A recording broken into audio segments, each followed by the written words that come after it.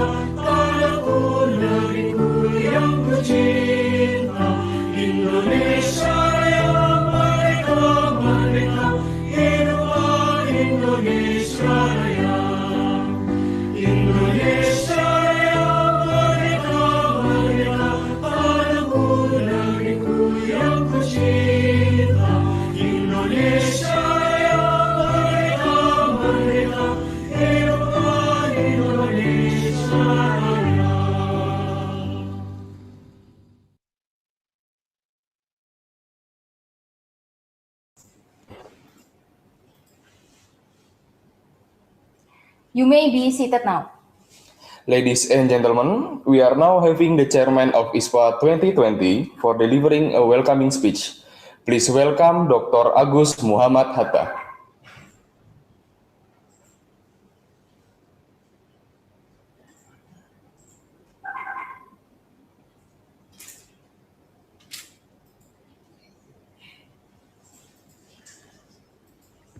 Okay, thank you, moderator. Bismillahirrahmanirrahim. Can you hear my voice? Okay. Hello? Yes, Hello? I hear. Bisa dengar? Can, Kita bisa istirahat langsung materi. okay. Okay. Halo, tes. Okay. Bismillahirrahmanirrahim. Assalamualaikum warahmatullahi wabarakatuh. Waalaikumsalam warahmatullahi wabarakatuh. Good morning, Honorable Rector of Institut Teknologi 10 November, Profesor Muhammad Azhari, Honorable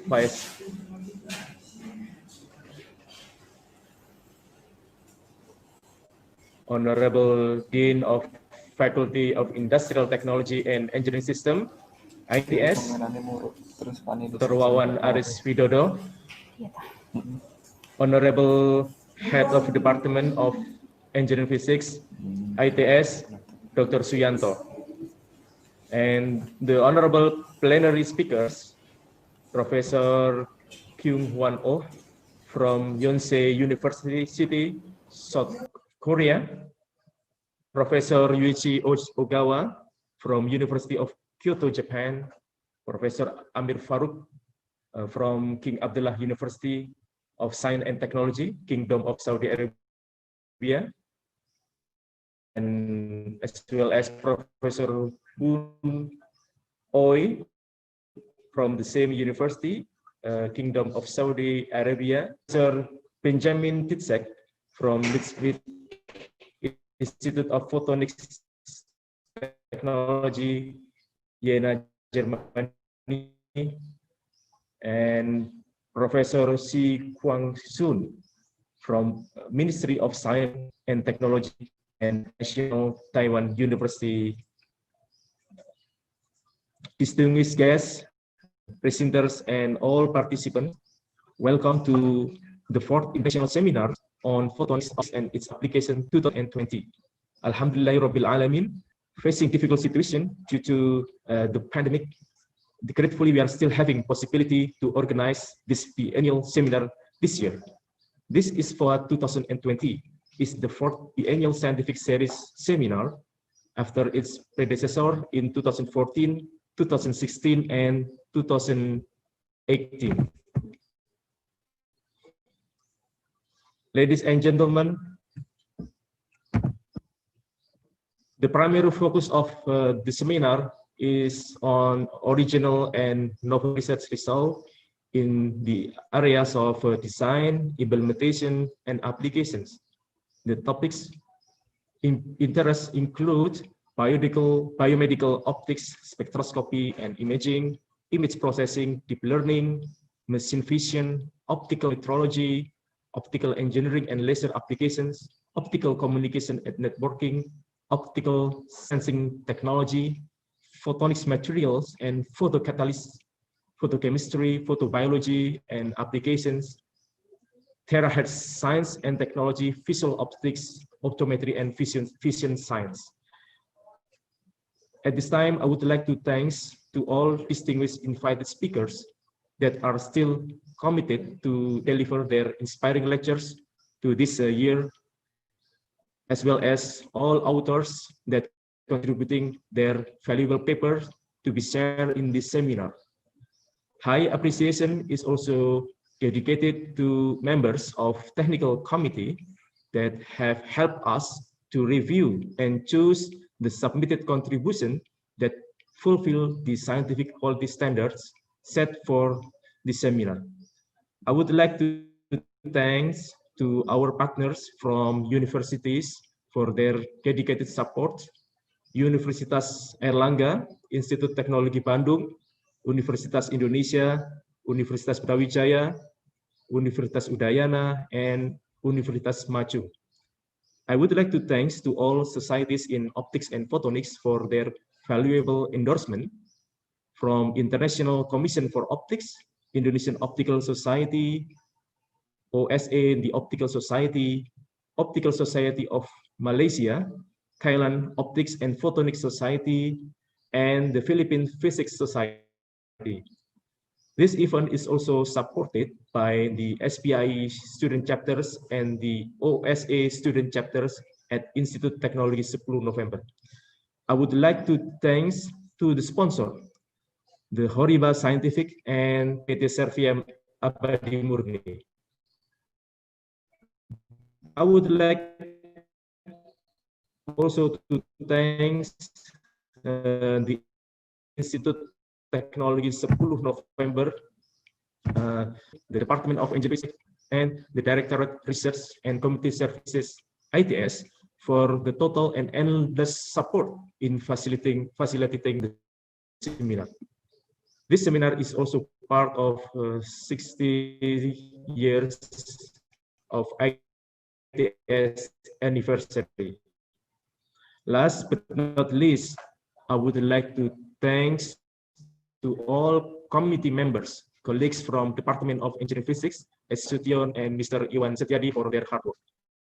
The paper from this conference will be published on the proceeding of SPIE, which is a Scopus Index. I hope that you all will have a successful seminar and have a nice and fruitful discussion. We would like to invite the Dean and Rector of ITS to kindly deliver their opening remarks. Thank you. Good morning and wassalamualaikum warahmatullahi wabarakatuh.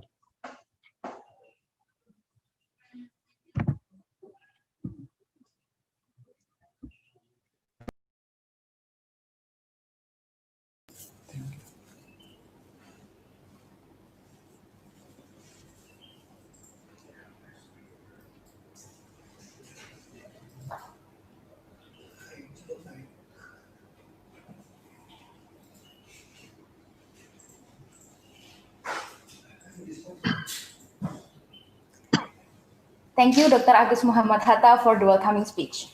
We are now having the welcoming speech delivered by the Dean of Faculty of Industrial Technology and System Engineering ITS.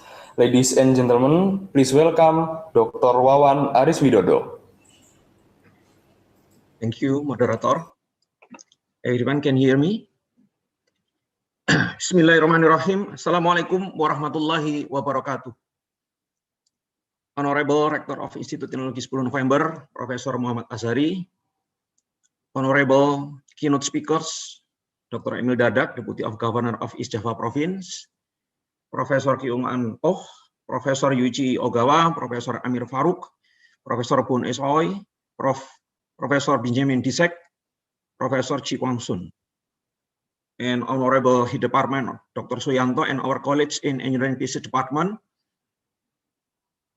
Honorable Chair of ESPHOA 2020, Dr. Muhammad Hatta, Honorable all presenter, distinguished guests, ladies and gentlemen.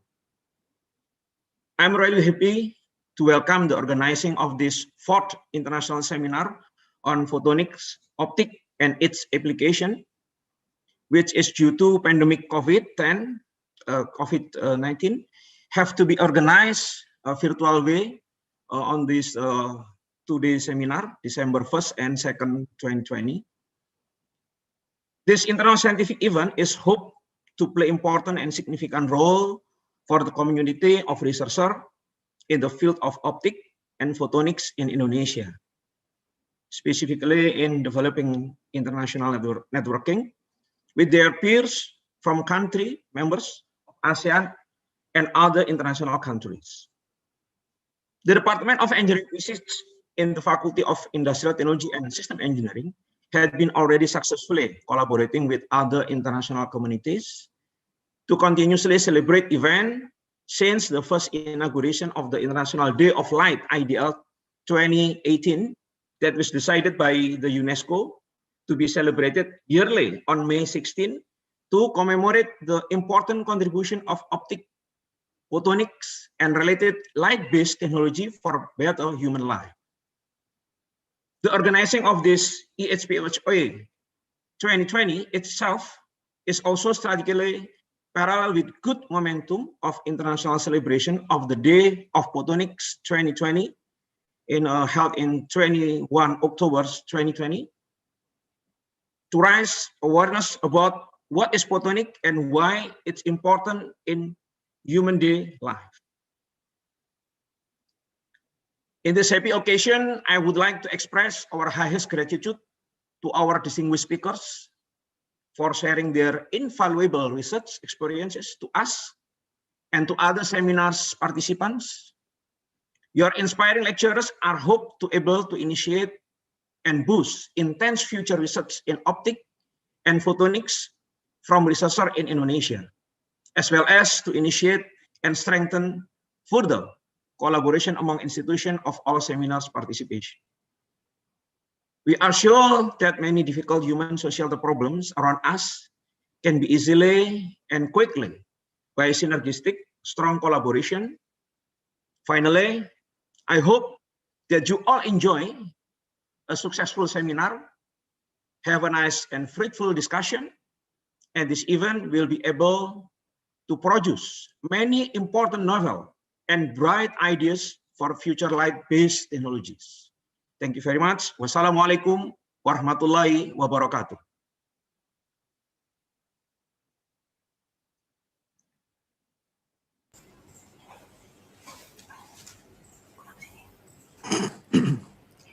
Thank you, Dr. Wawan, for the welcoming speech. We are now moving on to the next agenda, a welcoming speech by Director of Institut Teknologi 10 November ITS, and Director ITS will officially open the ISPOA 2020. Ladies and gentlemen, please welcome Professor Muhammad Asari. Thank you very much, moderator MC. Assalamualaikum warahmatullahi wabarakatuh. Very good morning, ladies and gentlemen. The honorable of our keynote speech this morning, Bapak Dr. Emil Dardak, the honorable of the Dean of ITS, especially the Dean of Faculty Industrial Technology and System Engineering, or we call it INSYS. Thank you for giving speech this morning. Also, the honorable chairman of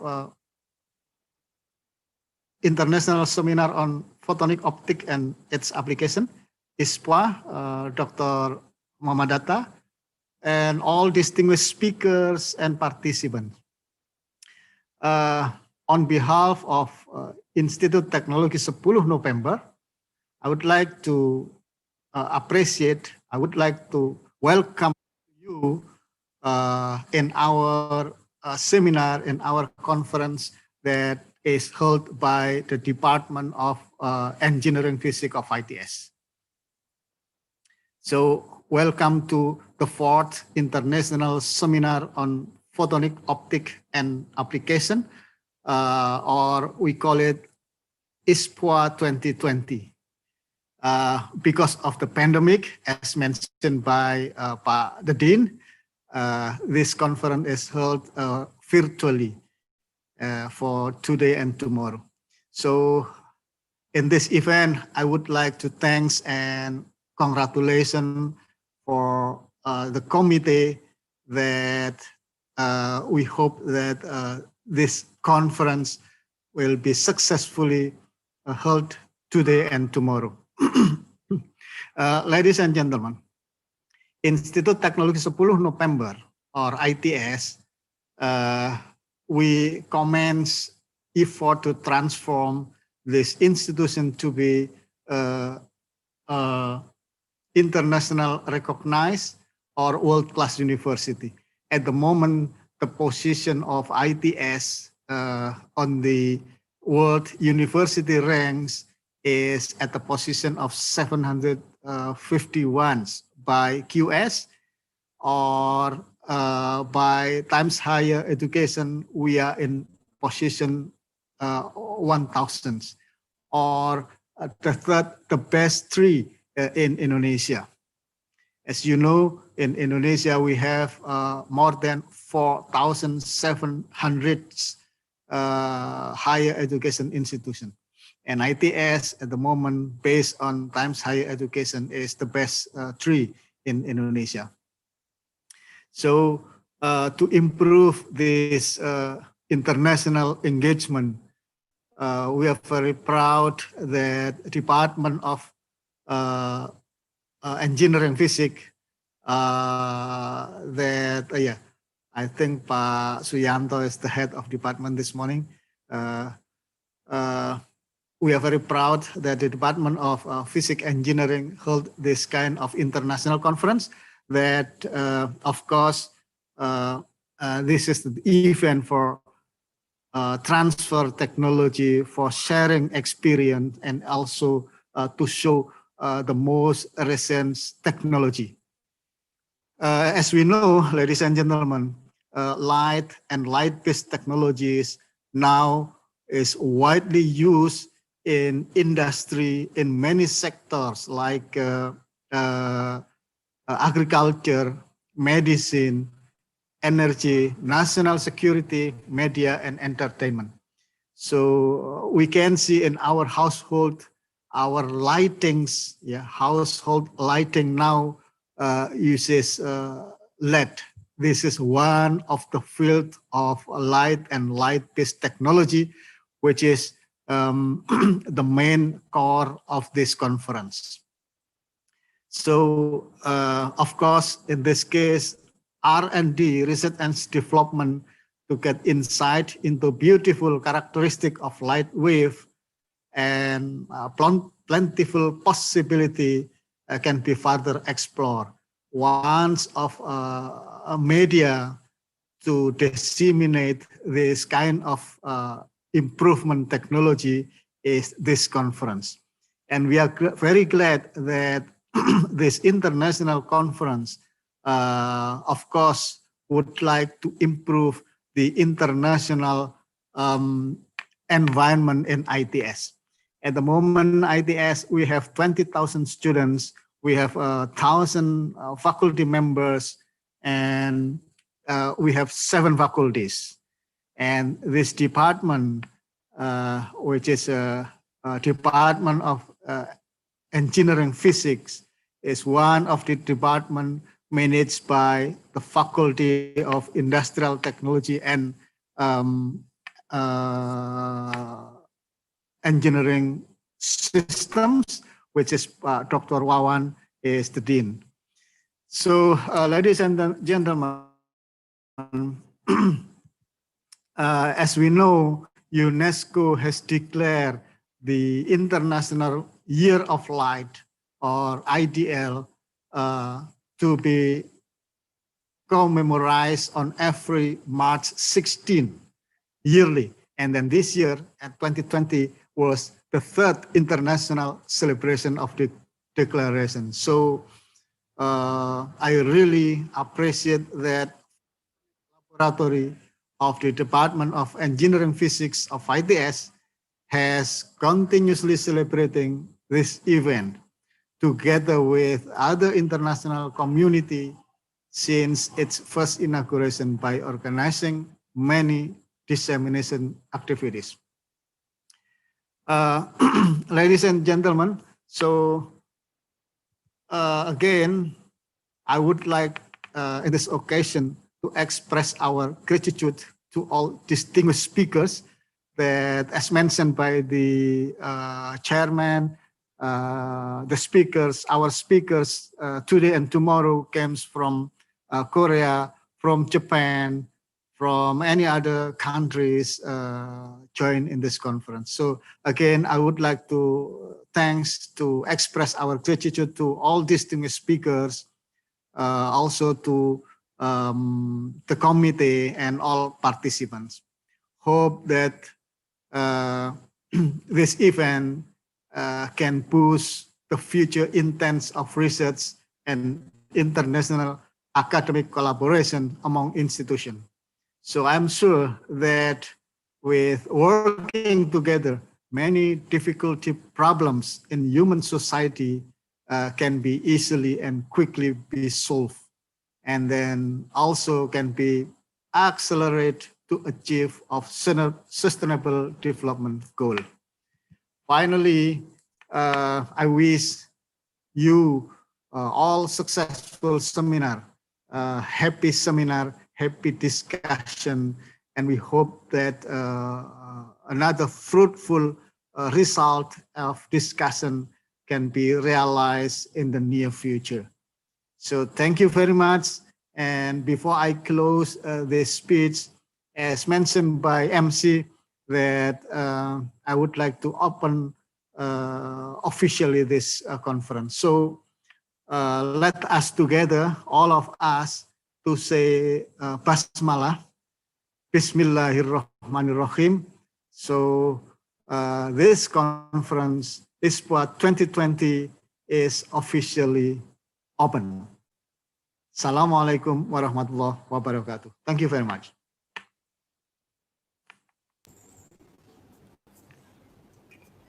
Thank you, Professor Asari, for the welcoming speech. Ladies and gentlemen, now we will hold a photo session. We would like to ask all the panelists to turn on the camera.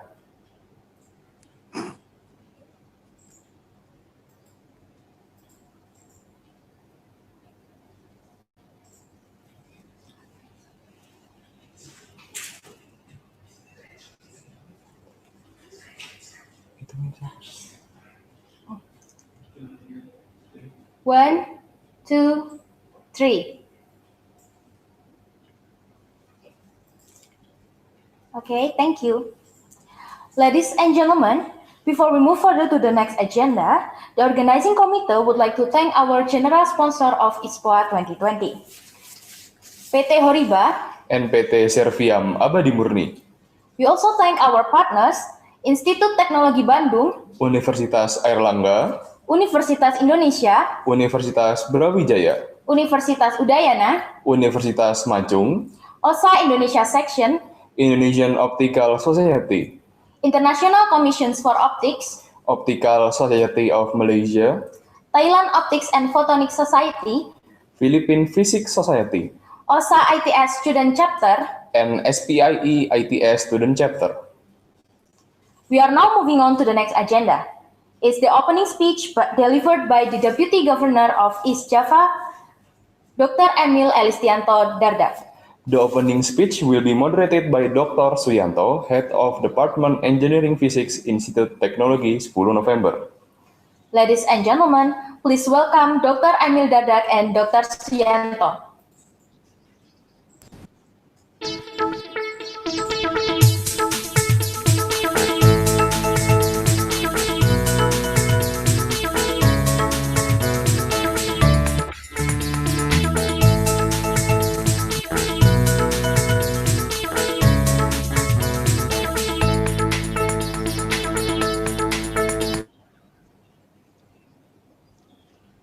Okay, thank you very much to MC. Welcome to Dr. Welcome to Dr. Emi Dardak. Okay. Assalamualaikum warahmatullahi wabarakatuh. Praise to God.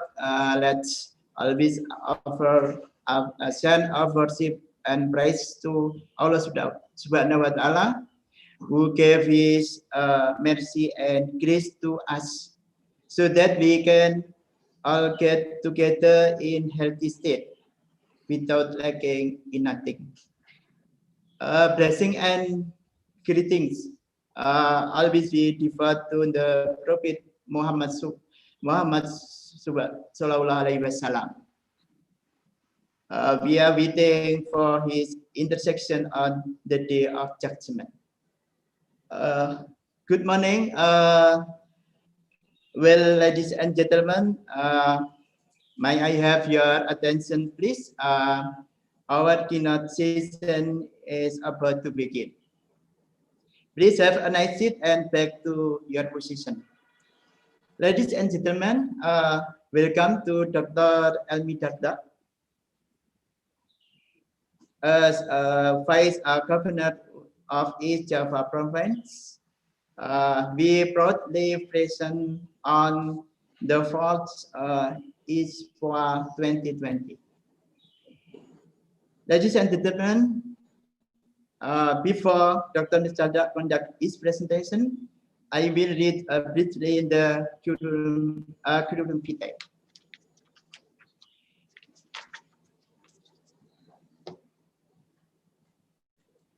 Name Dr. H. Emil Elistianto Dr. B.Bas and MSc. Vice Governor of East Java, Indonesia, 2019 to 2024. MSc in Mayor Program, Management University as Afford, 2013 to 2016.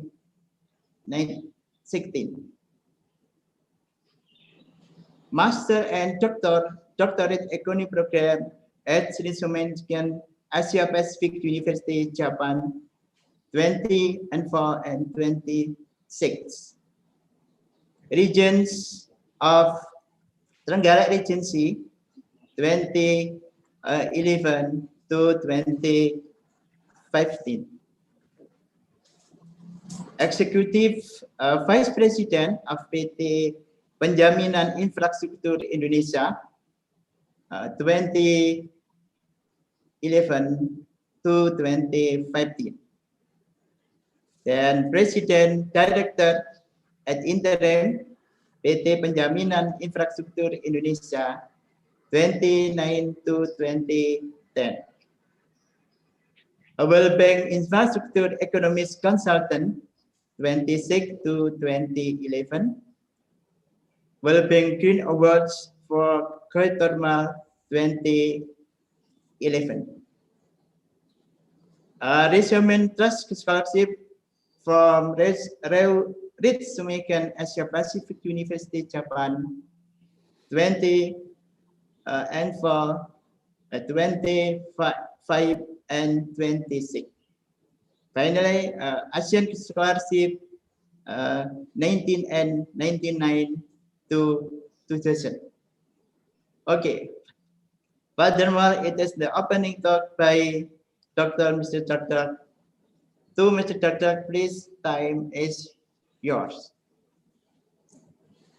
Assalamualaikum warahmatullahi wabarakatuh. Waalaikumsalam. Selamat pagi, salam sejahtera untuk semuanya. A very good morning to all the participants of the 4th International Seminar on Photonic Optic and its Applications 2020. Yang saya hormati Bapak Rektor ITS, Profesor Dr. Muhammad Asari, Director of Research and Community Service ITS, Bapak Agus Muhammad Hatta PhD, Dean of the Faculty of Industrial Technology and System Engineering, Pak Dr. Wawan, and also Pak Moderator, the Chairman of the Physics Engineering, Teknik Fisika, Faculty of Teknologi Industri dan Rekayasa Sistem, and all the speakers and participants of the International Seminar, ISPA 2020. First of all, allow me to extend my appreciation and congratulations to the Society of Photonics, Optics and its Applications for the organizing of this international seminar for the 4th time, and to ITS for hosting this international seminar. Of course, my capacity here is not really to speak about the technology itself, because I'm not a specialist in engineering in this field. Nevertheless, the rector mentioned earlier that I've emphasized on the importance of light-based technology.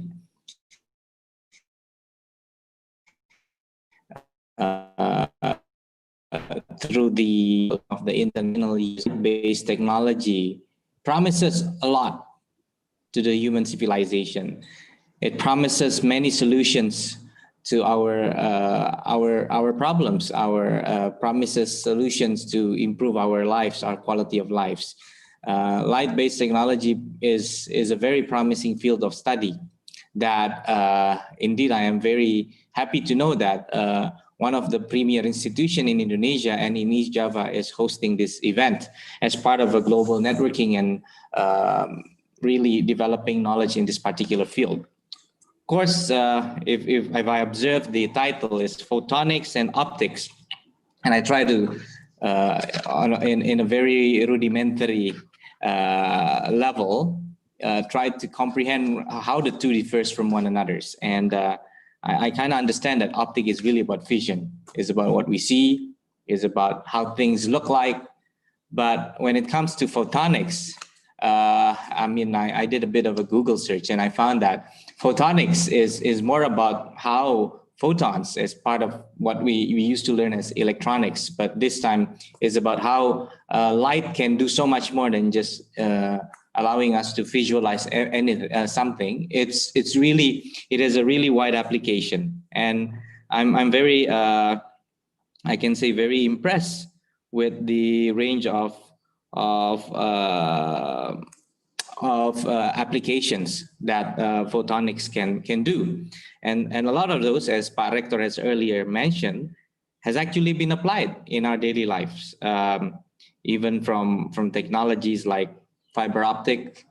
It allows us to transcend, to break the barriers that the fields of electronics have been facing all these times. It has applications in health. It allows us to allow detections of diseases. It also allows us to conserve energy by virtue of actually embarking on a very efficient lighting solutions, for example.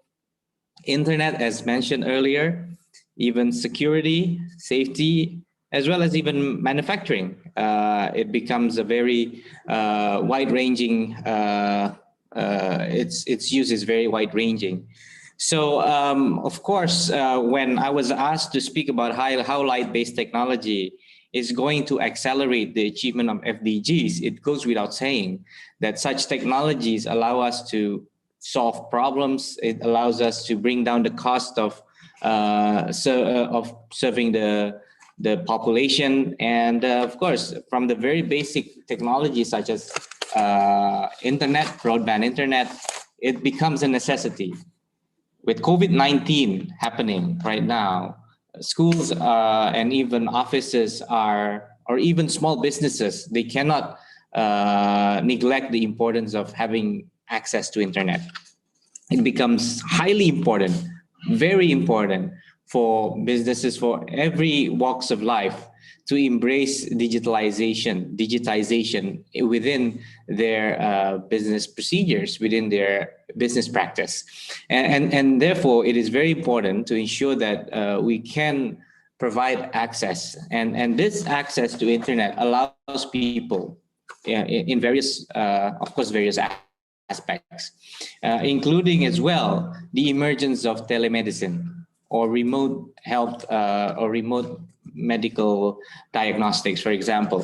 Of course, to a certain extent, where it doesn't involve radiations, it doesn't involve very advanced technology. A lot of diagnostics are being done independently or done with the aid of daily tools such as smartphones and so on, to allow us to actually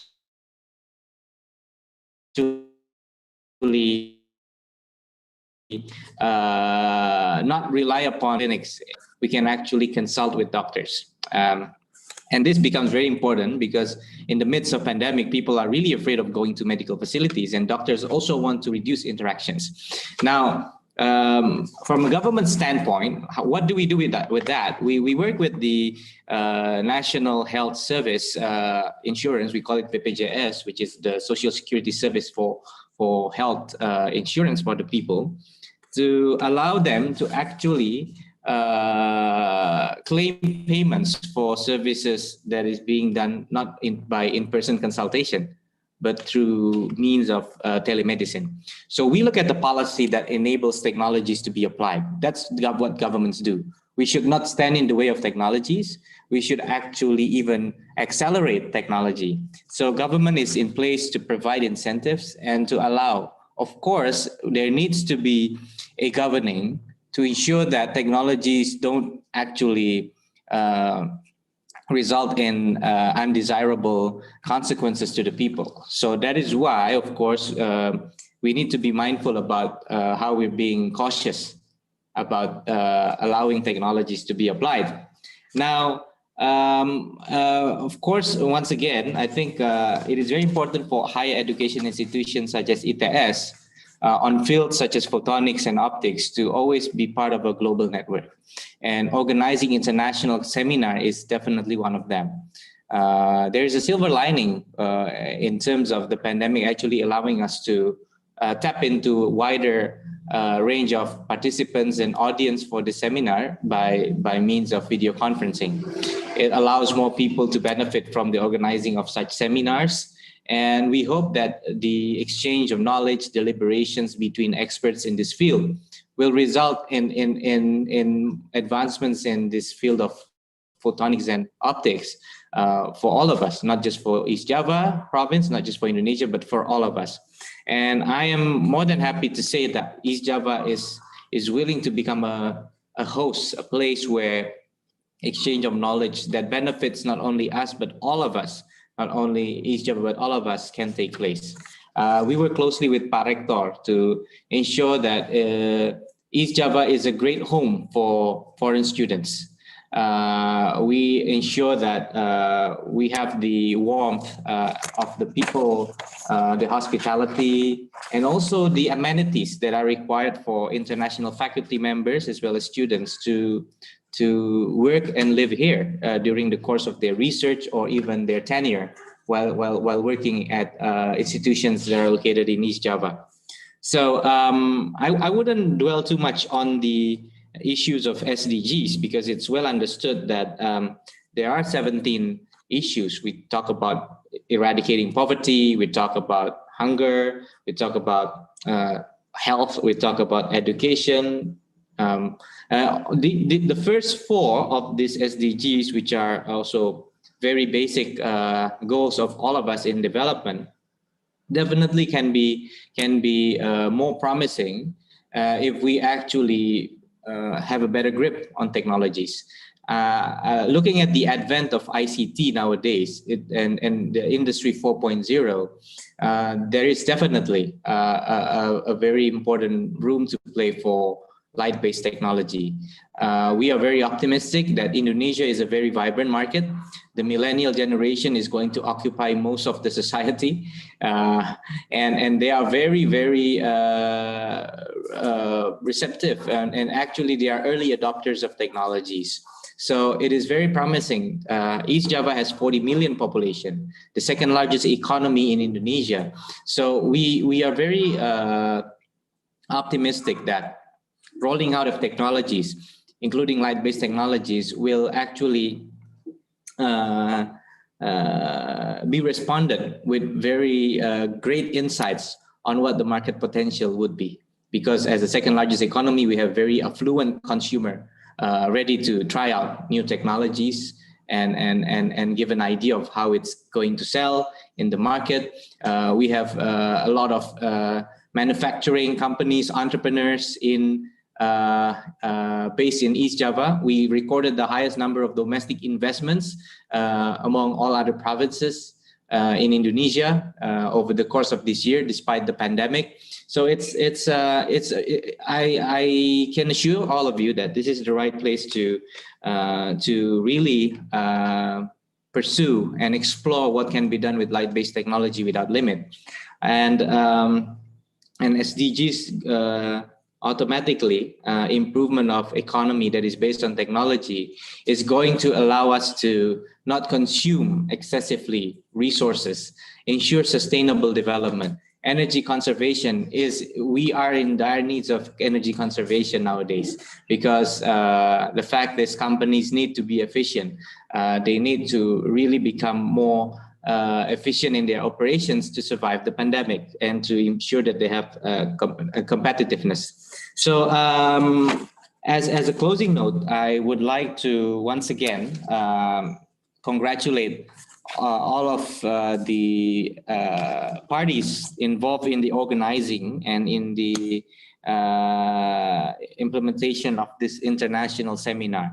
I'm very, once again, having learned more about what light-based technology is about, it makes me very excited to even discuss further with Pak Rector, because we've worked on a lot of fields.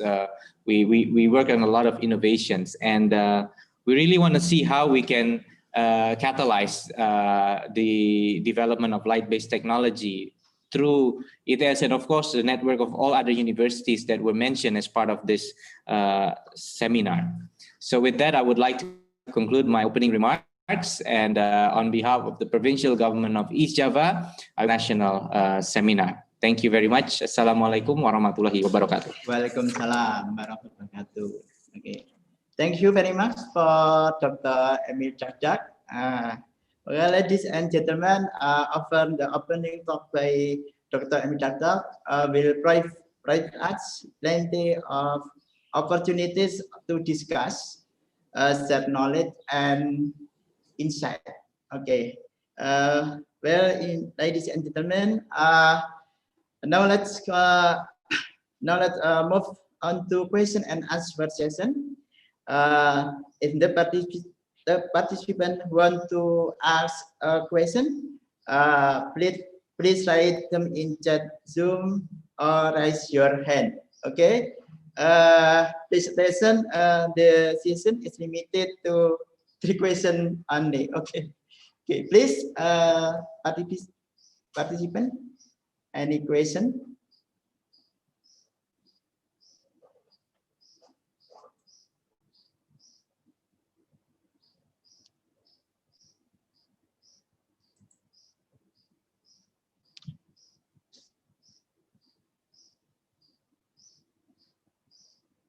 Please.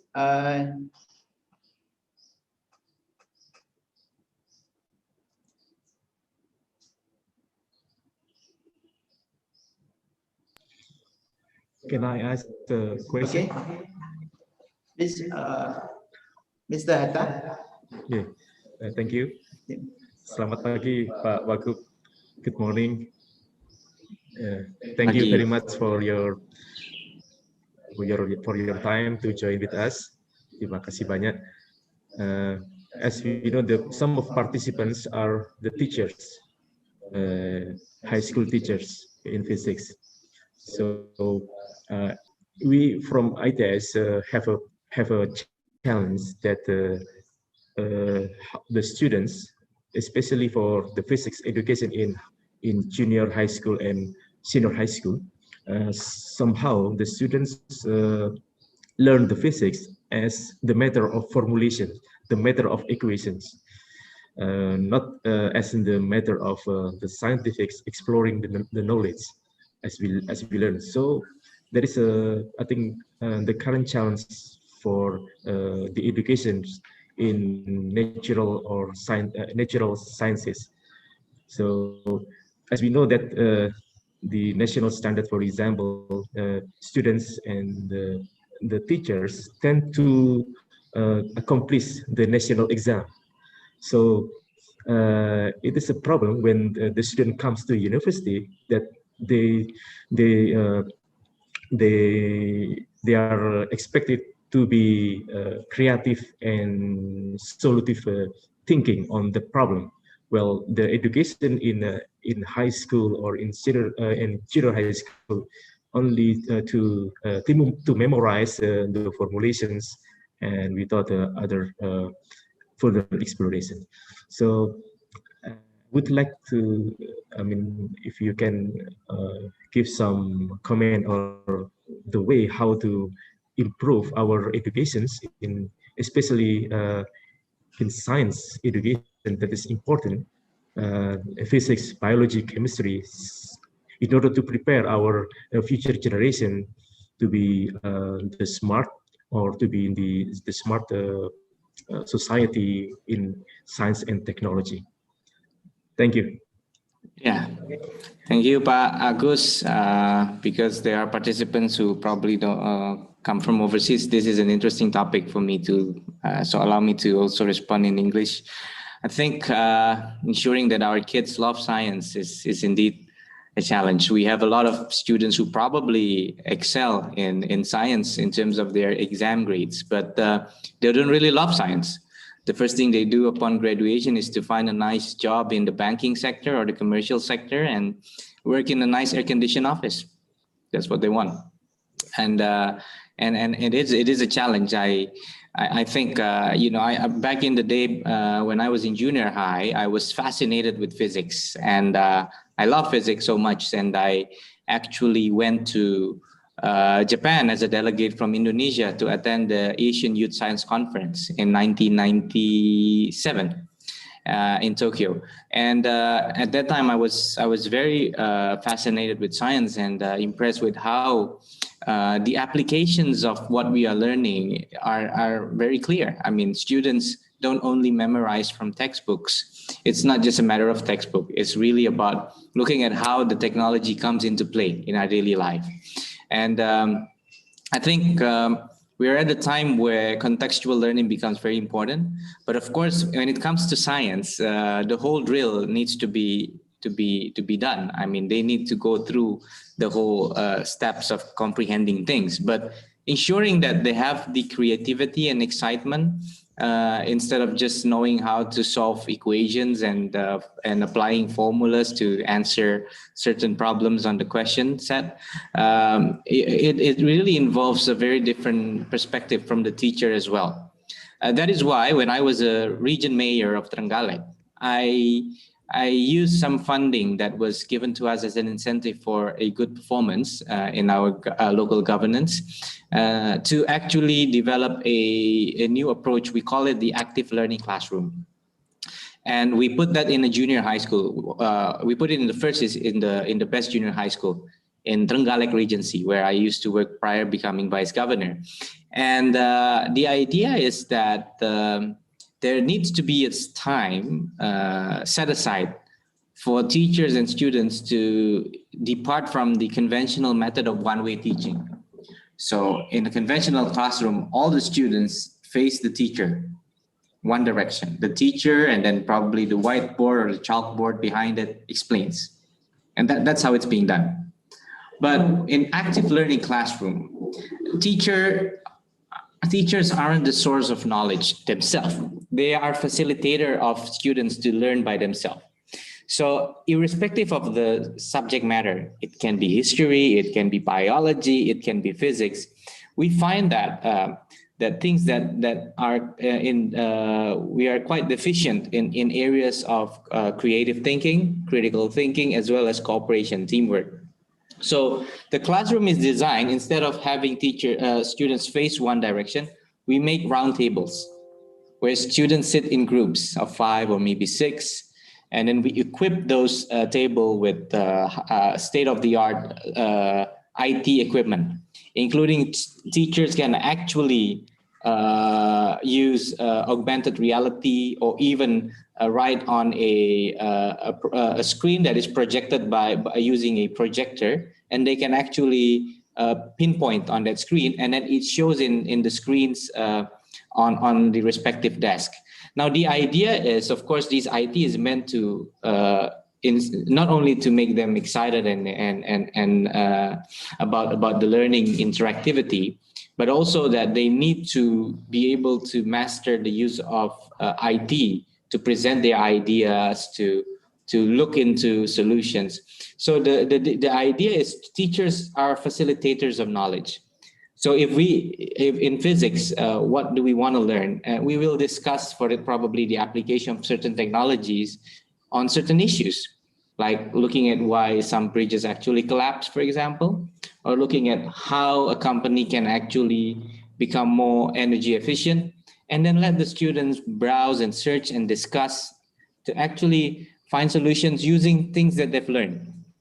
So that method is being piloted in the Regency where I work, with the hope that students will actually hone their skills in creative thinking. It's not about pinpointing something on the textbook and just using the formula. They need to actually break the confinement of thinking, and the teachers themselves need to shift from actually telling things into actually facilitating the thinking process. Now that we hope, of course, it's still going to take time because it's not easy to make sure the teachers are well adapted to this method. But it's in the longer run, we hope that this will actually change the way science is being learned, as well as other subject matters, and students will be interested to explore more about the applicability of the knowledge that they've gained at school. Okay. Enough. Thank you. you. Terima kasih, sukses. Thank you very much, Pak Rektor. All the best. Pak Dekan semua, terima kasih. Okay, thank you. Thank you very much for your. Okay. Dr. has other agenda. It is the time up. Yes. Okay, ladies and gentlemen. Before we close the session, let's give a big applause to Dr. Amy Dakdak. Okay. Thank you for attention. Okay. Thank you very much, Dr. Amy. Okay. Next, I will return this event to MC.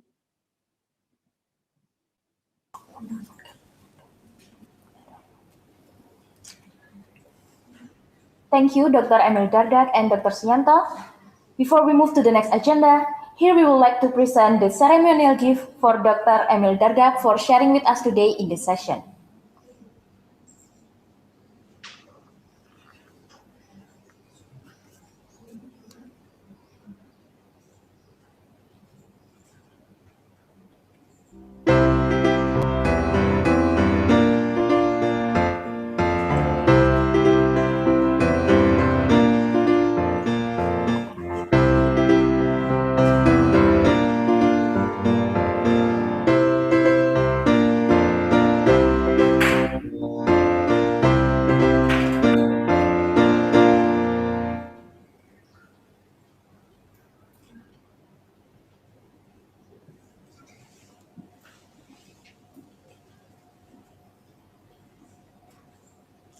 Once again, thank you for Dr. Emil Dardak. So, ladies and gentlemen, before moving on to the first plenary session, we please you to have a break. The first plenary session will start at 10 a.m. Western Indonesian time.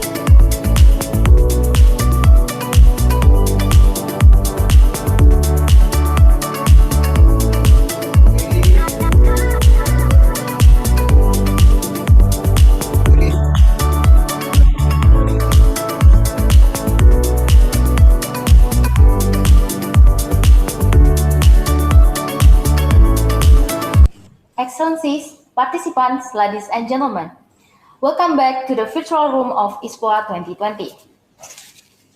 Now we would like to invite Professor Kyung-Hwan Oh from Yonsei University to deliver his plenary speech. The first plenary session will be moderated by Dr. Agus Muhammad Hatta from Department of Engineering Physics, Institute Technology, 10 November. Ladies and gentlemen, please welcome Professor Kyung-Hwan Oh and Dr. Agus Muhammad Hatta.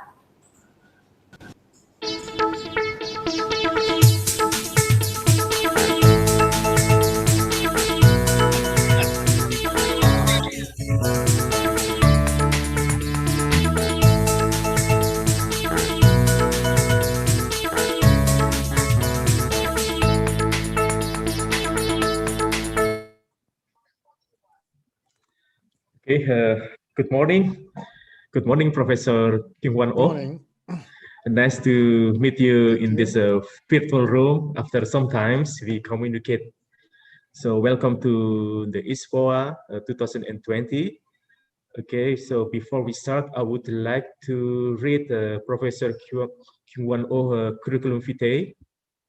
Professor Kyung-Hwan Oh is from College of Science, Yonsei University, Seoul, Republic of Korea.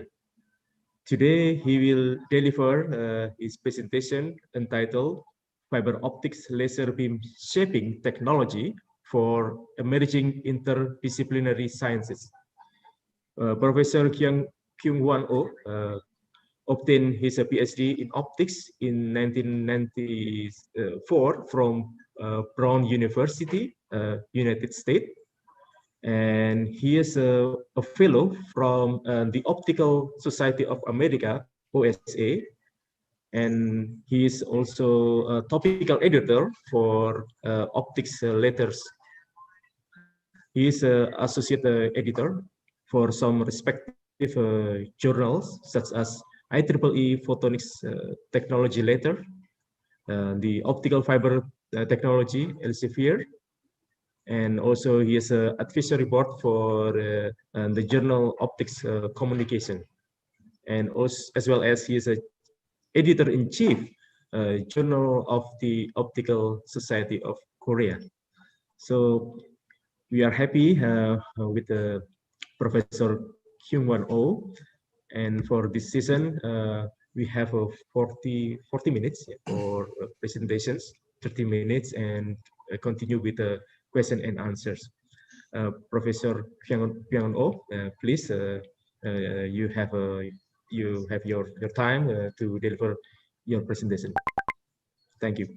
Thank you, Chairman. It is my great pleasure and honor to be a speaker in the ISPHOA 2020. But it is a little bit pity that I was expecting to give some face-to-face talk to the attendees, but I think that is okay by considering the serious situation worldwide. But anyway, I will start my presentation on this beam shaping technology. And let's share my slides here.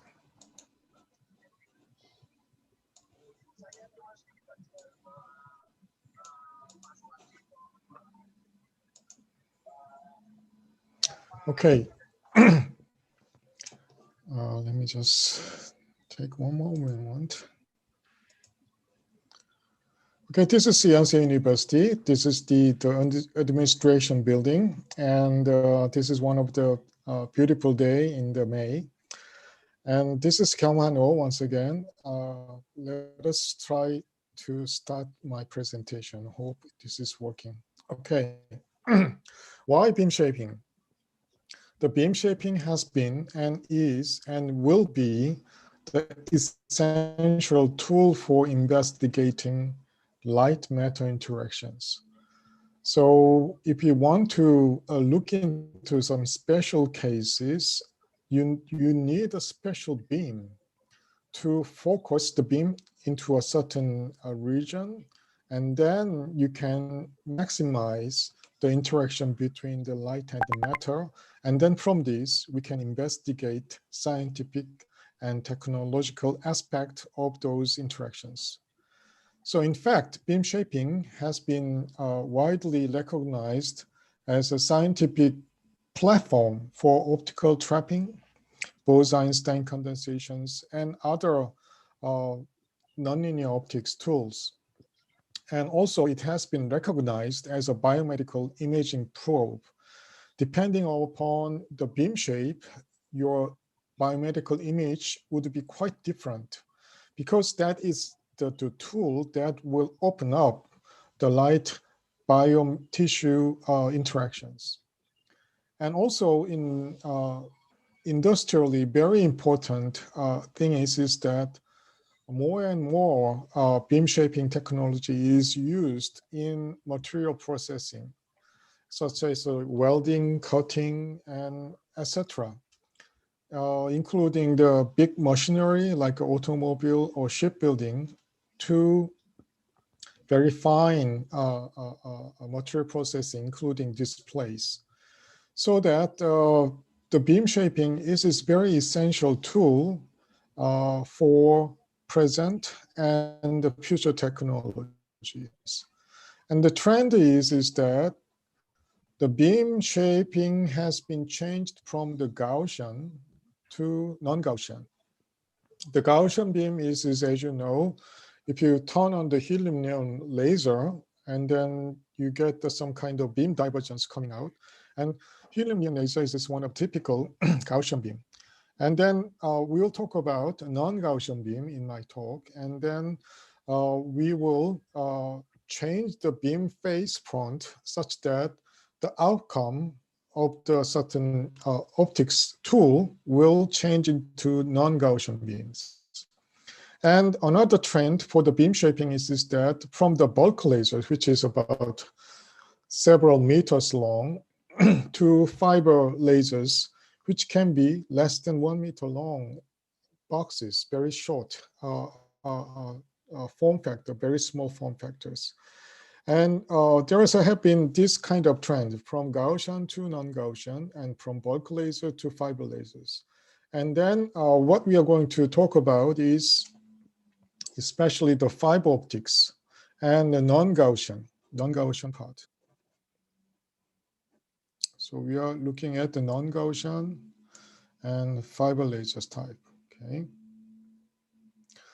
So in fact, 2019, last year,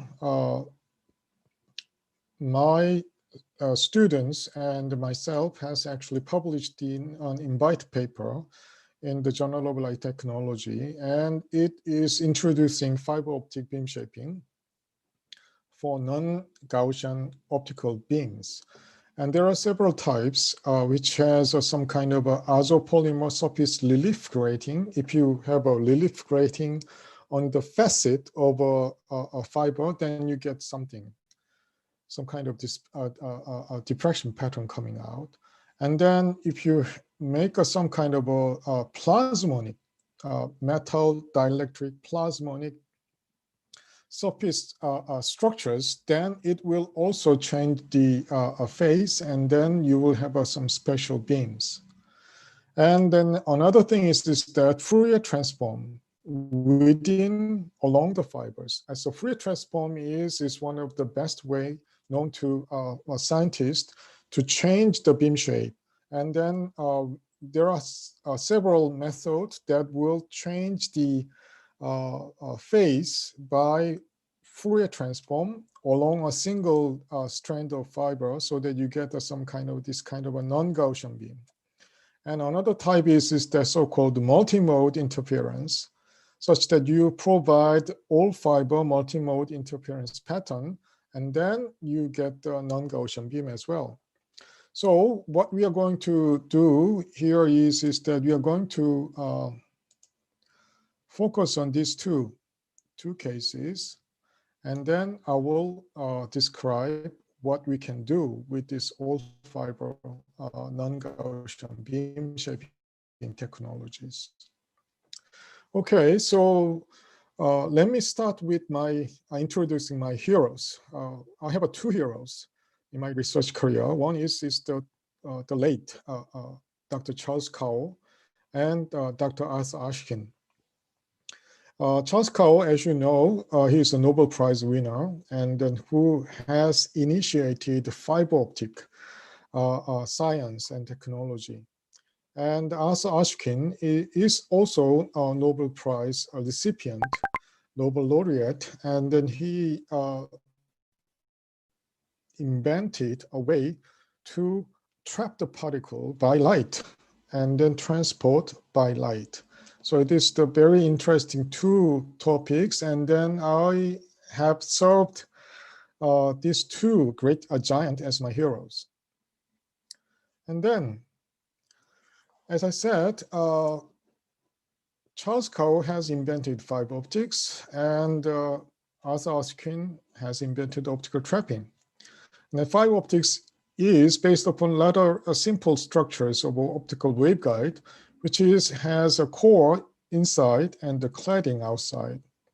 And the core and the cladding is differentiated by the refractive index differences.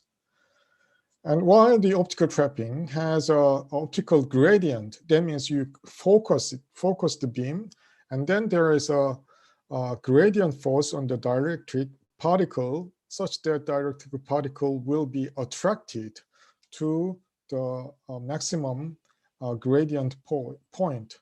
Okay, so this is a little bit very different way, but they are based upon commonly how to deal with the light, And my question was, are they compatible to each other? At first look, you will find that the fiber optics and optical trapping might be quite different. And that was my problem too, because I have two giants and heroes, and I want to do it both. Then what can I do? So here is my contents. Firstly, we are going to talk about fiber optics plus free optics for optical trapping and transport. And then I would just try to briefly mention, if time permits, and the fiber optics plus liquid optics for the optofluidics, automechanical science, based upon this unique beam shaping technologies. So let's start with the motivations.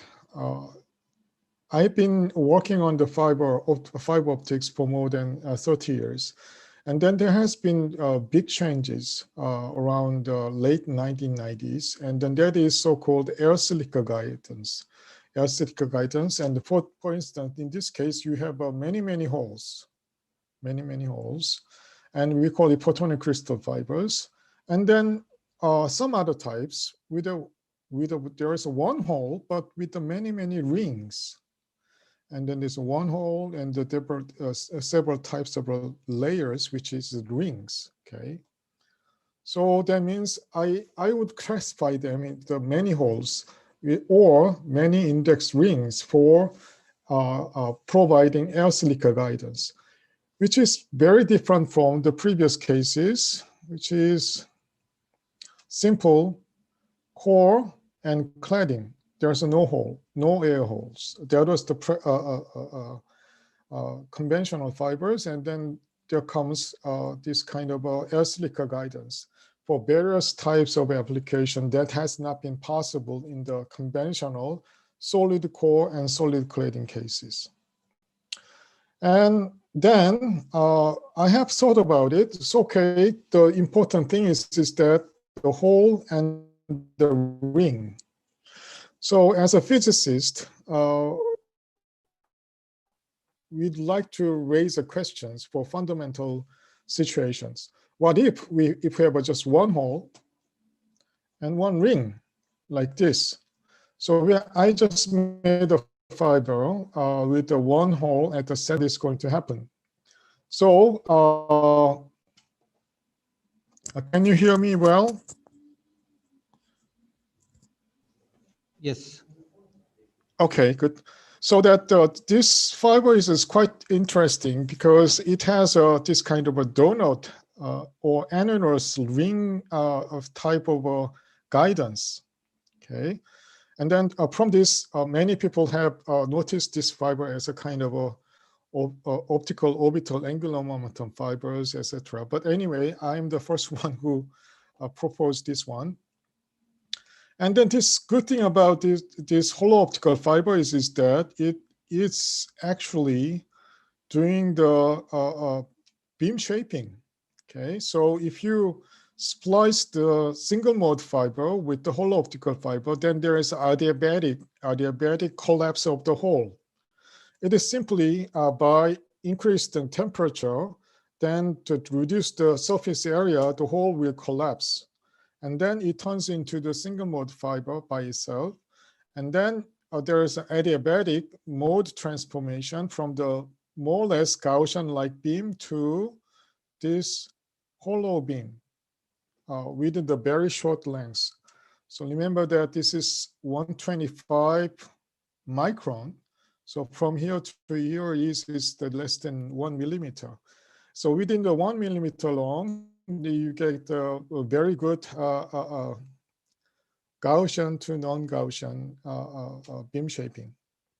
And this is the cross-section of hollow optical fiber. And then from this, we get many applications. So, so I have invited paper on this long time ago, and it is being highly cited after long history. But anyway, this is my starting point.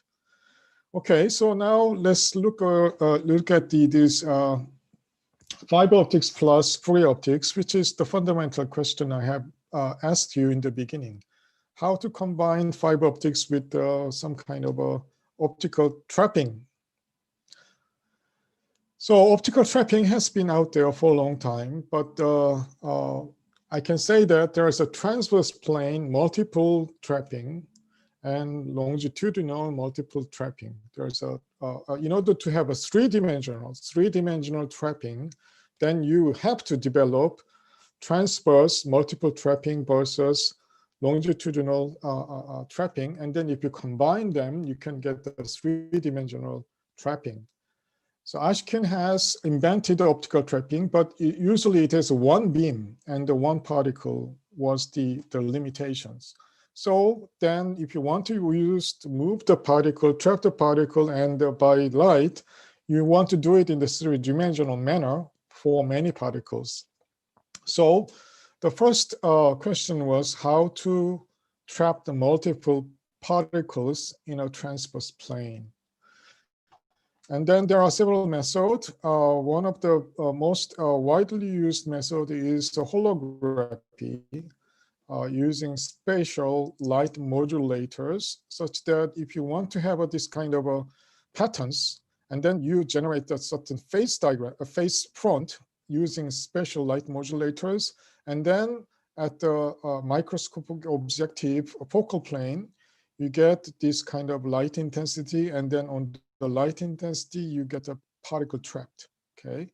And one good thing about this is that by changing the phase, you can change the intensity profile in the matter of seconds. So you can make a rotations, make a shape at your will. But unfortunately, it is basically two-dimensional on a transverse plane. And another method is that to use the multiple lenslets, and then each lenslet has instant plane wave, and then each lenslet has a focal points, and then obviously you get the multiple focal points. And once you get the focal point, you get the intensity gradient, and then particle will be attracted into the brightest spot, okay? So the key point here is that how to make a multiple bright spot in a plane, like this, okay? And this is the particle trapped. And another more classical way is that to make a high contrast in the plane, you have interference pattern, like this. So interference pattern will generate bright, dark kind of pattern in a periodic manner. And then by combining interference technique, you can have this one-dimensional and the two-dimensional bright spots. And then utilizing this, you can have a trap. That is the multiple traps in the transverse plane. And what about the longitudinal plane? So longitudinal plane, they have used several types of special beams. So this is double helix Laguerre-Gaussian beam. So Laguerre-Gaussian beam has a helicity built-in helicity such that you have we have a quantum number. And then this is the 2 or -2 is a left or right helicity. If you combine them together like this, and then you get these 4 bright spots like this over the layers. And then they were able to trap 4 particles in the one layer, and then on the top of it, we have another 4 particles trapped. It's a kind of a second-story building for the trapped particles. So that is for the Laguerre-Gaussian beams. Note that Laguerre-Gaussian is a non-Gaussian beam, like this. Okay. And there comes the very important Bessel beam. Bessel is the Bessel shape. The Gaussian is a Gaussian function shape, and Bessel beam is a Bessel function-like beam. Okay. One good thing about the Bessel beam is that it looks like this. So it's a ring pattern, especially J0, and then it shows very unique capability. Here's one trapped particles, and usually in the Gaussian beam, if you have one particle trapped at the focal point of a Gaussian beam, you cannot trap another particle using the same beam. Just one beam for one particle. But in this case, you have multiple particles in a row with a single beam, longitudinal way. And surprisingly, the distance between these 2 trapped particles is as long as 3 millimeter. 3 millimeter in optics is the macroscopic distance.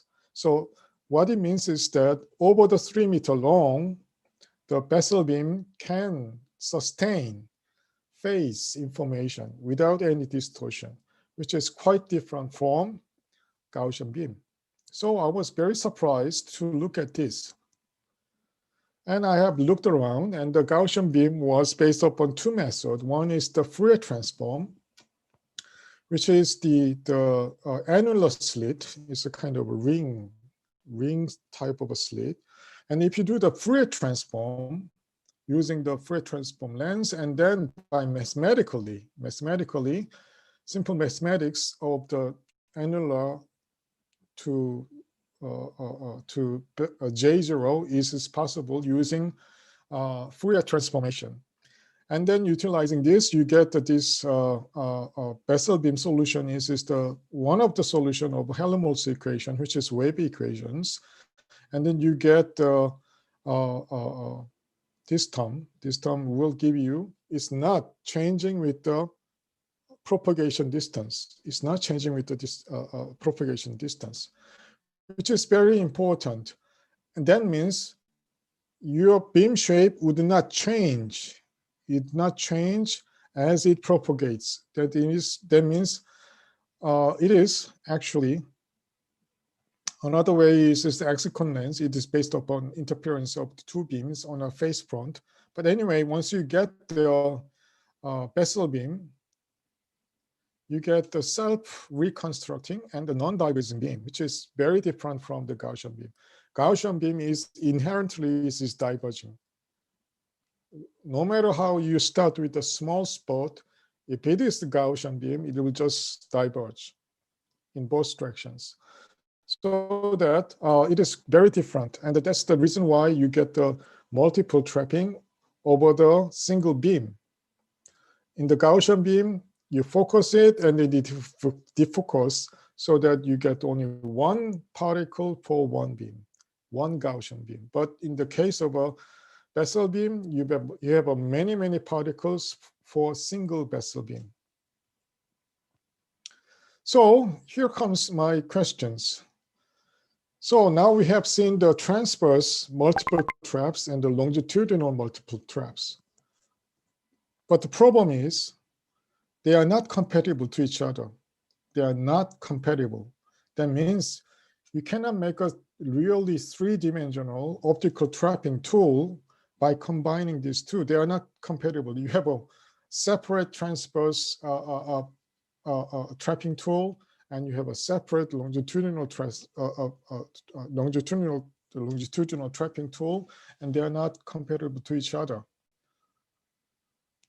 So here comes another question. So I've been working on the fiber optics, which is the micro or nanoscopic scale. And the free optics, usually it is focal length is over several tens of centimeters long. And the slit is obviously order of centimeters. And that they are using all bulk optics, okay? So here are some macroscopic free optics, and I'm dealing with a micro or nanoscopic fiber optics. How can we combine them together? And I noticed that the most important element in the free optics is the aperture. Depending upon aperture, you will get the Fourier transformation. But in the case of optical fiber, the most important thing is here is the core. Depending upon the core shape and the core configuration, all the propagation of the light along the fiber will be dependent upon these core functionalities. So if you combine them, if you want to combine them, you need to think about the functionality of aperture and the core. And suddenly I noticed that if you cut the fiber, and then look at it, and the core becomes aperture. So as a fiber optics scientist, you don't want to cut the fiber. You want to keep the fiber intact, okay? So you keep the fiber without any cutting. That's the key things for the fiber optics. But I'm thinking in another way, if you cut the fiber and then just look at it, and then core becomes your aperture. So here is the common point between these very different Fourier optics and the fiber optics. So Fourier optics and the fiber optics can be combined. If you think about core can serve as aperture. Okay, so this is the very important starting point. And then let's go back to our hollow optical fiber here. So I just cut the hollow optical fiber, and then which is spliced to single mode fiber. That means Gaussian beam will change into this annular beam at the facet. And then what's going to happen after that? Here is the calculations. So it looks a little bit hazy, but you can find out near field and far field. This is the propagation distance. And then it shows, in the near field, obviously it shows ring pattern. But in the far field, remember that there is a Fresnel diffraction and the Fraunhofer diffraction for any type of aperture. So we are talking about far field is Fraunhofer diffraction, and Fraunhofer diffraction is nothing but Fourier transformation. This is very interesting. So as a optics people, Fourier optics is done by nature without any elements. If you have an aperture here, and if you just send the light, and then the aperture shape is turned into the Fourier transform of these things mathematically, exactly. Without anything, the light will propagate through an aperture, and then aperture shape will be Fourier transformed in the far field. This is the beauty. So when you measure the far field, it looks like this. So in the near field of the follow optical fiber, it looks like ring, nothing special. But if you let the light propagate long distance, and then it becomes very bezel-like. Remember that this is nothing but the Fourier transform of this annular slit into Bessel beam, which is the very first discovery of a Bessel beam. So here's what is happening. So in the beginning, there's a two bright spot, which is actually connected in a ring. And then as it propagates, it changes into this Bessel-like beam by nature. Without doing anything, it will turn into the Bessel beam by Fraunhofer diffraction, which is basically Fourier transform or aperture. Okay, so, that's interesting. So that we confirm that we can generate the Bessel-like beam using the fiber, hollow optical fiber. We have thought about it.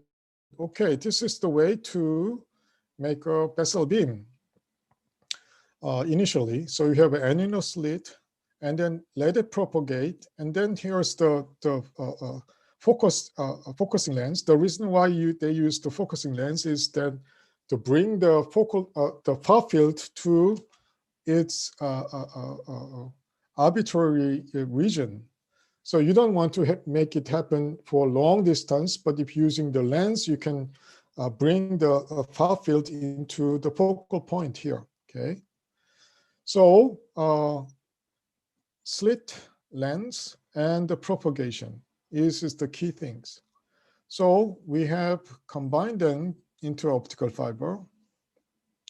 So utilizing hollow optical fiber, the ring aperture is exactly the same as the core of a hollow optical fiber, which is the ring.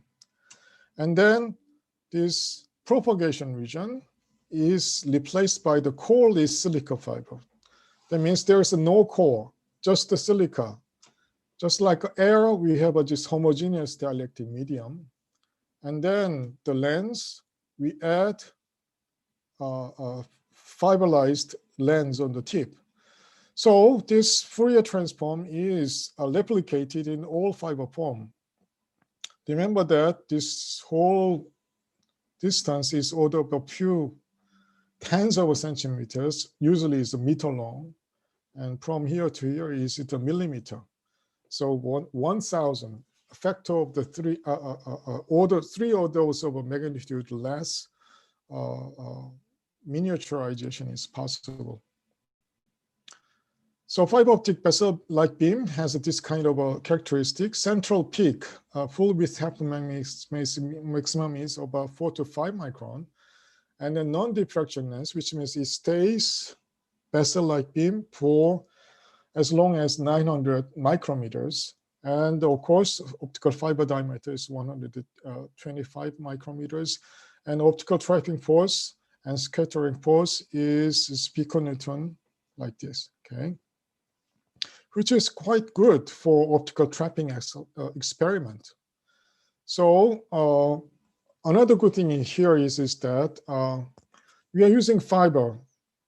And that means we have a single droplet. And then you can just stick the fiber inside a single droplet. And then you can do the in situ optical trapping and transport using single fiber probe, which is not possible in the previous manner. You have to use the bulk lenses and bulk optics, focus it, and then you cannot get the multiple beam in a single droplet, which is not simply possible. So here is the sum of the things we have tried. A cancer cell trapping by the single beam, single fiber optic beam. You can see that 4 Zucker's cell was trapped by the single beam, okay? And we have combined them together. And then here's the sum of the example.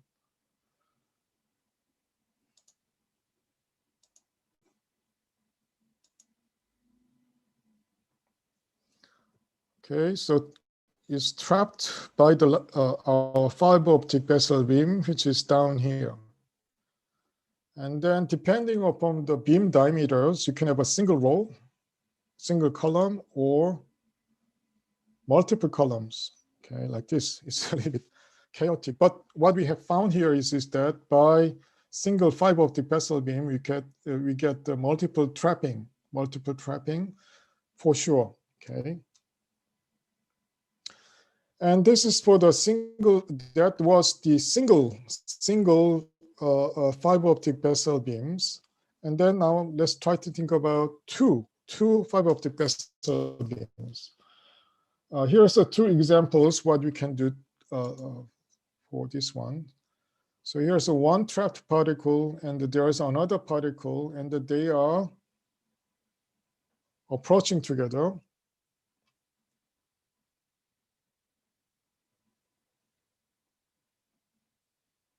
And then they got collide, and then they stay by light. Okay, so this is very interesting. So let's assume that you have a cancer cell, and that there is a T cell, which means is that will fight with the cancer cell. And then if you combine them together like this, and then you can actually monitor and you look at how these two cells are fighting each other.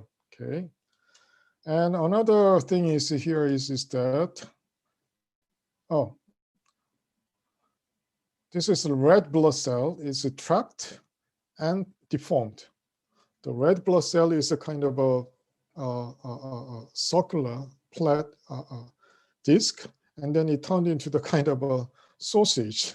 And then it can be reversible or irreversible, and depending upon the state of the red blood cell, it can be reversible.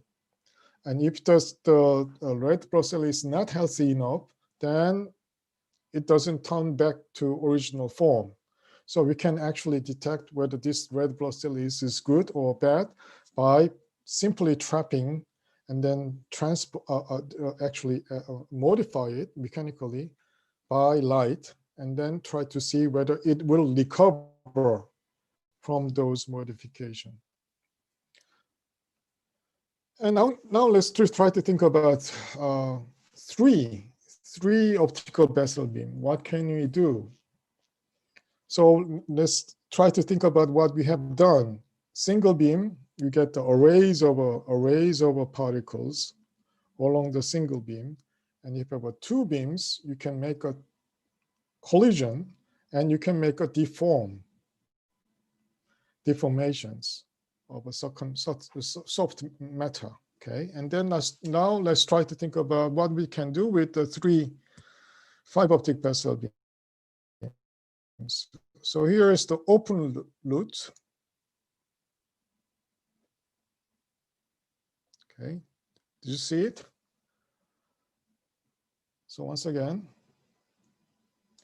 particle was trapped by this beam and then deflected, and then this goes on. Note that this is the Bessel beam trace. This is the Bessel beam trace. And note that this is the single droplet, and then three fiber beams has been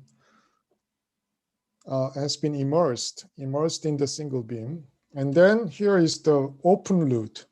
Note that this kind of abrupt beam path is not possible in conventional microfluidic channel, because on the corner there is a very high nonlinear fluidic elements, such that you cannot make a bending like this in conventional fluidic chips. But with the light, you can do it. And what about the closed loop?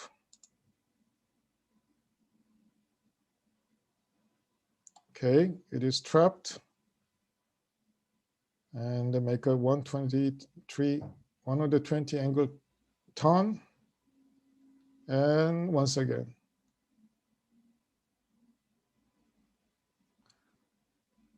Okay, it goes on and on as long as the light is turned on. That means the particle is trapped in a kind of a storage ring. So what we can do is that we can simulate traveling cancer cell, for instance, and we can have some kind of environment that has a kind of a biochemical is meaningful to change the state of those cells. And then we can look at how this interaction will happen for a very long period of time with a very systematic manner, okay? So this is the things we can do, fiber optic Bessel beams. Once again, which is not possible in the conventional bulk Bessel beams. And then in order to do that, what we have to remember is that the link between the Fourier optics and the fiber optics is actually the aperture. So we have to develop the various types of fiber optic apertures. And then we get this kind of a very unique apertures, okay? So future research is that you have arrays of these fiber optic Bessel beams, and then you can do many things. You have this kind of a three-dimensional arrays of a fiber optic Bessel beam, and then this is truly, even though it is discrete, you get the three-dimensional optical traps and then transport, which is possible only by this method. I'm working on that. And I think I need to skip this, but I just want to make one thing. This is another kind of a way to utilize this light matter interaction. So here's the hollow optical fiber once again, and then, oh, come on. I'm sorry, it is not working at this moment, but what is, okay, so let's see what is going to happen.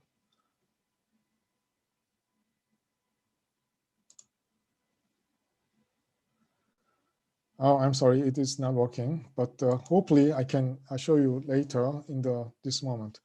My talk is already done. So what we can think about is that we can combine the Fourier optics with the fiber optics very efficiently.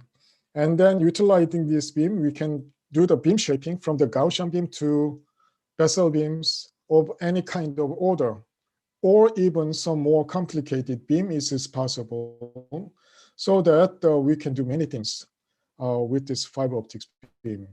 And we have a unique platform to tackle new questions, and then new collaboration is in need. And then those who are those who are interested in the fiber optics, I strongly recommend my book, Select Optical Fiber Technology, which has received a 5-star out of 5 from Amazon.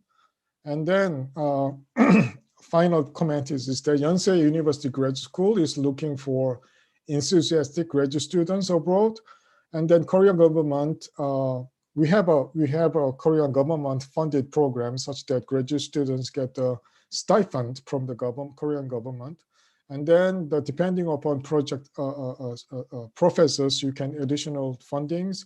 And also in the physics department, you can get additional funding about the teaching assistants. And you can surely survive in the Seoul with this kind of a scholarship. So those who are interested in being a graduate students in Yonsei University, you are more than welcome to contact me. Thank you. Okay, thank you very much, Professor Hyung-Hwan Oh, for very interesting and inspiring presentation. So we are going to start a question and answers session. But before that, I would like you to re-explain, since we have a various background from the audience, how the particle trapped by the light. Because it might be something new that the light can trap the particle, small particle, and how small the particle is. Yeah, it's a very good question. Remember that Ashken got the Nobel Prize after 30 years since he invented this technique. So that means people are very cautious about the application, potential application. Note that Nobel Prize is given to the proven scientific achievement, not just the conceptual or those things. So what it means is that optical trapping becomes a reality, especially in the case of cellular manipulation. In some cases, thus far what we have done in the cellular level was simply by using the pipette and sucking the pipette with your mouse. That was all we can do. But the limitation is obvious. You cannot rely on the human for manipulating very important cells, and you have to do it systematically.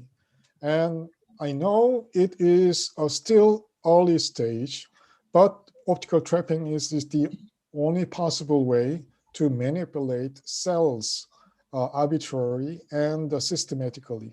So I think that in terms of biomedical application, there is a definite advantage. And on the top of it,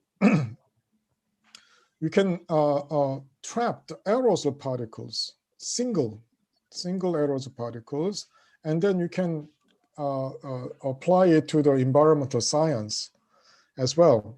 And of course, there is another type of chemistry, which is usually chemistry is you add liquids and you mix it in a bulk a beaker, but imagine that you have a one droplet and another droplet of chemical particles, chemical liquid droplets, and then you combine them together and try to see what kind of a chemical reaction is going to happen in this microscopic volume. And then there's a new science is possible. Okay, thank you, Professor. And yes, so there are two questions in the chat room. Yes. Yeah. How hope do you can yes. I hope you can give a comment. The first question is about the yes from Wahyu as Bill that he has a design on 6-glass indicator. This glass optic to level to measure the level or the fluidic oil in the pipeline industry. So yes, I don't know if it is relevant or not. Maybe you can give a comment or recommendation of what's kind of optic glass for I see. the size. Yeah. The size of the hole is only 4 micron at this moment. And I think that it may not be a good idea to deliver those crude oil along this fiber. But one good advantage of this fiber is that as a certain liquid is transported along the fiber, you can monitor it very easily.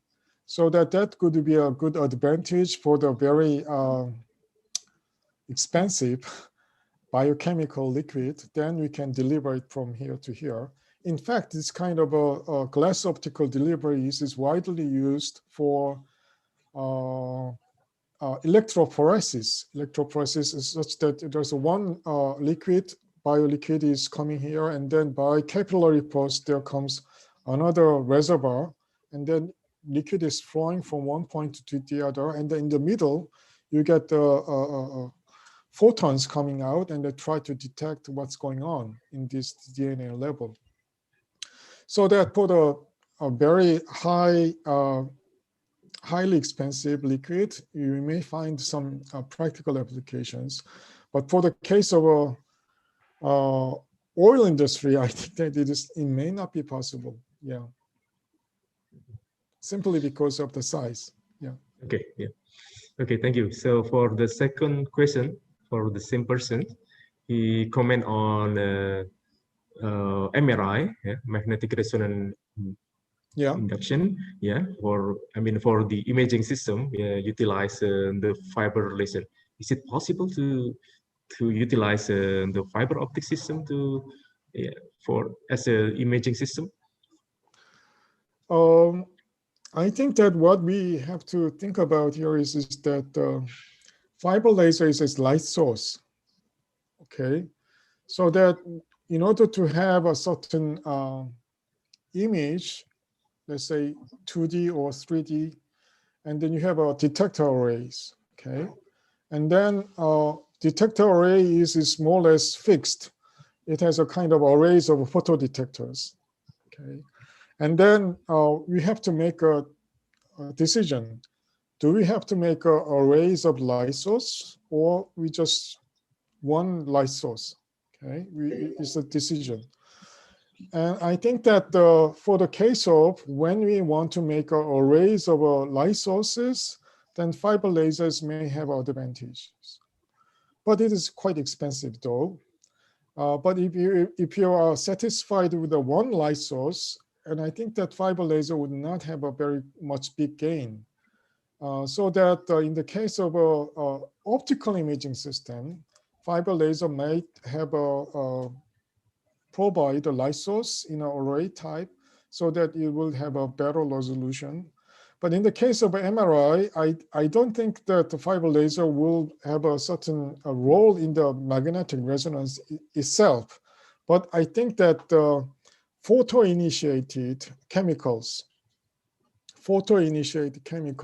highly localized photo-initiated chemicals can be activated by local irradiance of a laser light, which can be advantageous in the fiber lasers.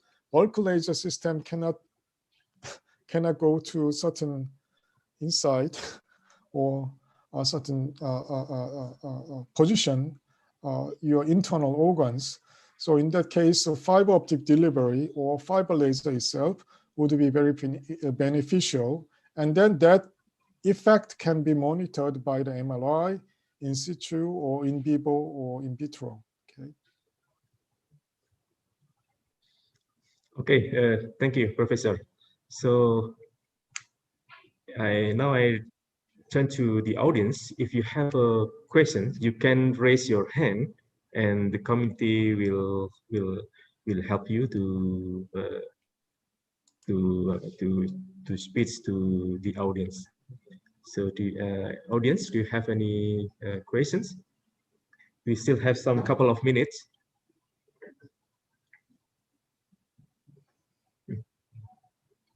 Okay, yeah, please. Okay. Yeah, so one audience raised the hand, and then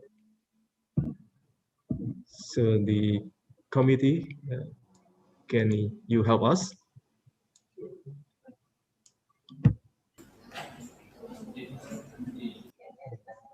Siapa?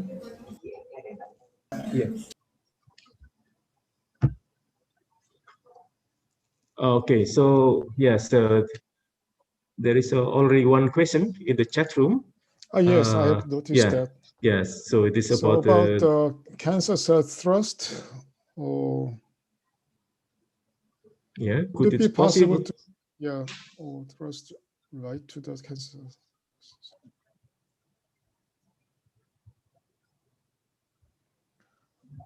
Okay, I think that depending upon the size, we can manipulate. Here we were able to manipulate the particles, dielectric particles, whose diameter is about 1 micron to 15 micron. It is very easy to manipulate. But if the size is much larger or much smaller than this range, then we may have a problem. If the size is too small, then we have to compete with the Brownian motion inside the liquid, which is very hard because it is simply random. So it is not easy to compete with the random forces. But if it is too large, then the optical forces is too weak to manipulate these large particles. So I could say that if the particle is the few micron, to 10 micron, then you can manipulate and then you can bring them to another cells. Okay, so we can make trap and then transport or wherever you want to. But limitation is that the particle size should be order of a few micron. But luckily, most of the biological particles is not that large. And of course, bacteria is too small. But in the case of a cellular level, I think that we may have some applications. Okay, thank you, Professor. So before we end this session, I have one short question that you already manipulate the beam shape from the Gaussian shape in a single mode fiber into some modified shape, bezel or other shaping. In order to trap a particle, you need there is a trade-off between the size of the shape of light and the energy contained in that spot. So Yes. so what is your comment on for certain applications, whether you choose the size of the spotlight or the energy contained in a spot? I see. That's very important practical questions. So here we are using over the laser power before the output is order of less than 100 milliwatt, 100 milliwatt. So 100 milliwatt may be small, but may be very dangerous for living cells. So the choice of a wavelength is very important. If a cell is transparent to a certain laser light wavelength, then it doesn't cause any damages. Simply, it is just transmit without any absorption. So choice of a wavelength is the first thing we have to consider before we consider the power. And second thing is that I have not mentioned this one. The environmental absorption is also very important. Even though water has a very low absorption, but the laser light is propagating over the, let's say, 1 millimeter long, and then the light can be absorbed by water, and then that will raise the temperature. So that, and once it is raised, you will get some kind of a fluid flow generated by this heat. So that in order to work it very precisely, actually you have to consider many things. Light wavelengths, it should be transparent to the cells or some object. And secondly, your light should not be absorbed by the environmental liquid, and then it will cause some thermal flow, so that it is ruining your experiment. Okay, thank you, Professor Kwang Hyung Hwan Oh. Yeah, I'm afraid we run out of time. Yes. Yeah. So yeah, so I think we can communicate through email, and then thank you for very nice presentation and also very good information about some opportunities working in your laboratory. So hopefully the student or the audience who has interesting in this opportunity can contact you very soon. Okay, thank you very much. And we return the time to the master of ceremony. And before that, could you please stay with us a couple of minutes?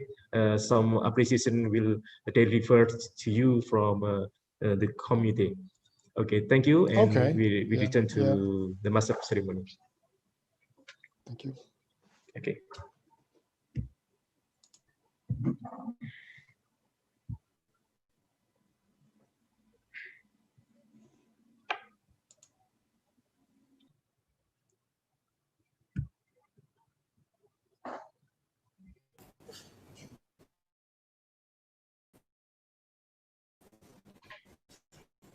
We like to present the ceremonial gift for Professor Kyung-won Oh for sharing with us today in the session.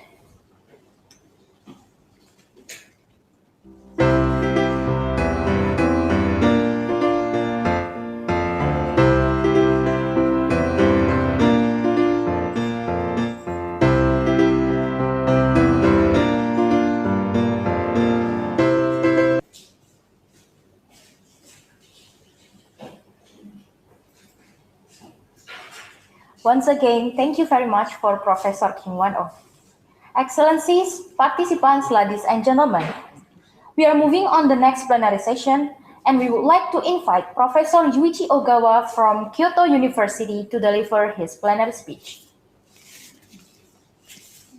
The second plenary session will be moderated by Dr. Aulia Nasution from Department of Engineering Physics, Institut Teknologi 10 November.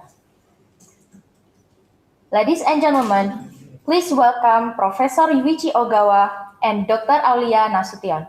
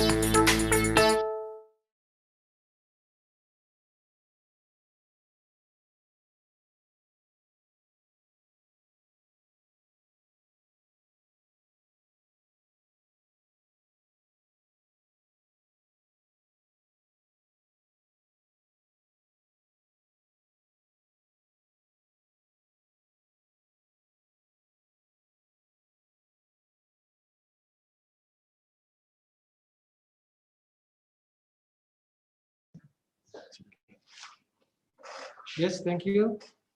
Welcome, Professor Yuichi Ogawa, to the virtual meeting in the ISPOA 2020.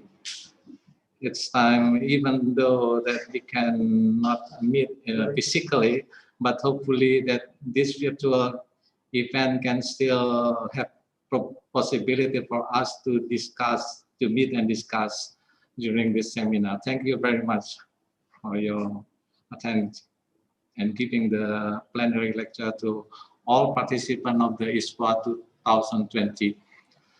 Selamat pagi Bapak dan Ibu, audiens semua. Jadi sebelumnya before starting the presentation, I would like to read the curriculum vitae of the Professor Yuichi Ogawa.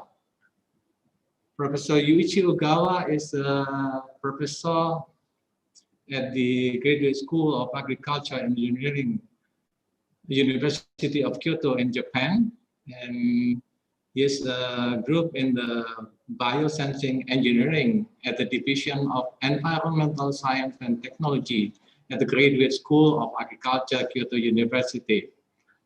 Professor Ogawa received the BS in Agriculture in 1995 and continued with the Master of Science in Agriculture Engineering in 1997, both from the University of Okayama University in Japan.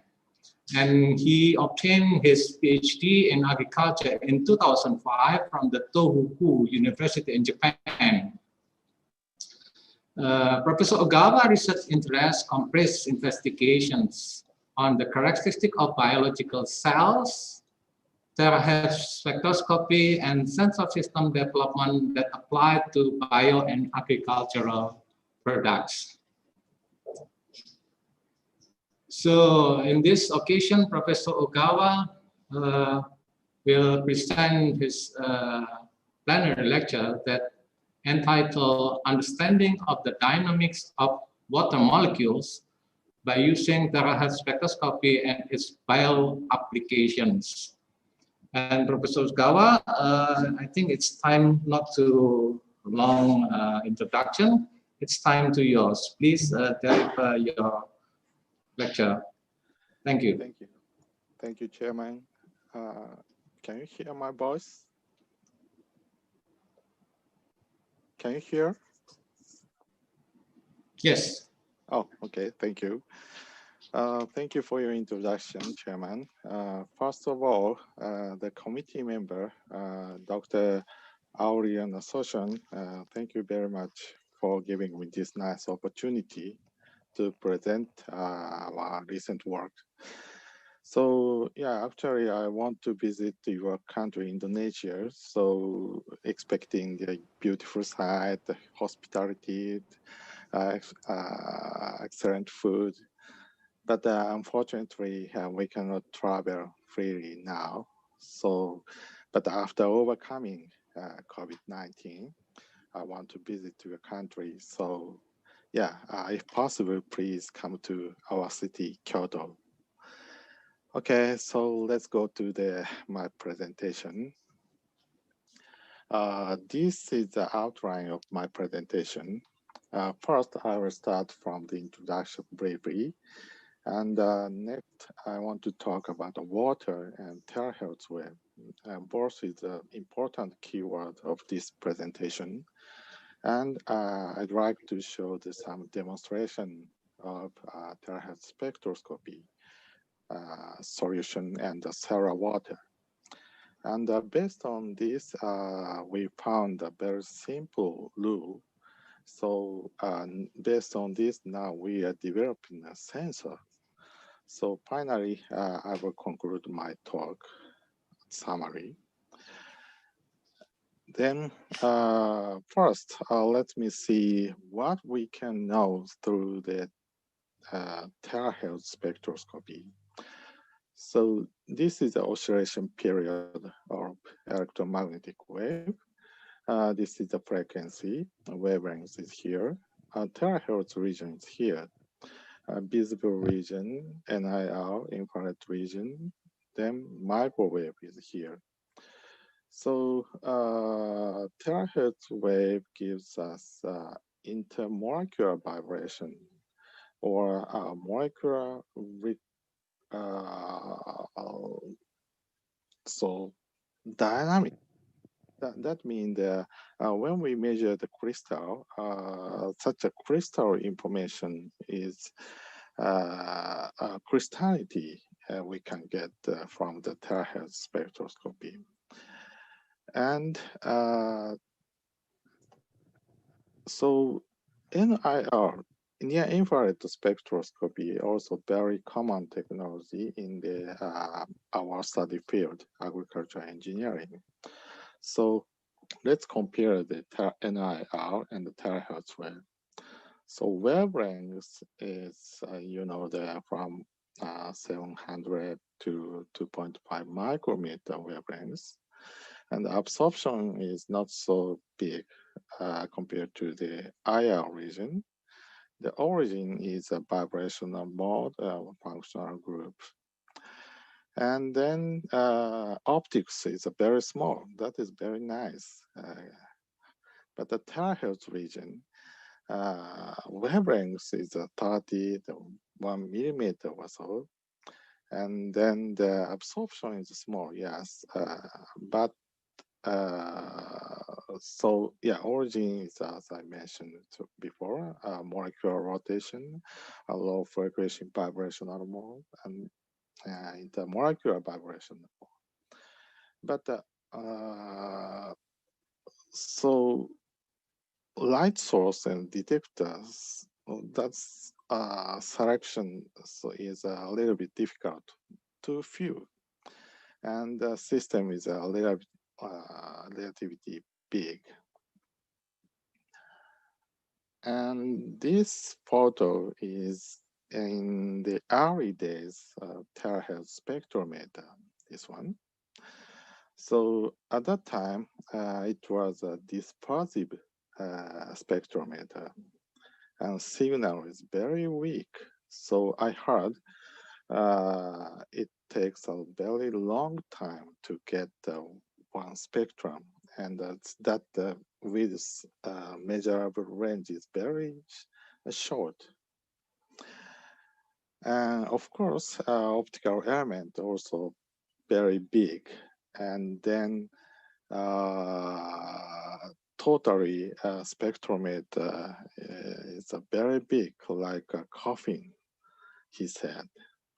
And now we can select such spectrometers, but until now a little bit big, but it become a desktop size.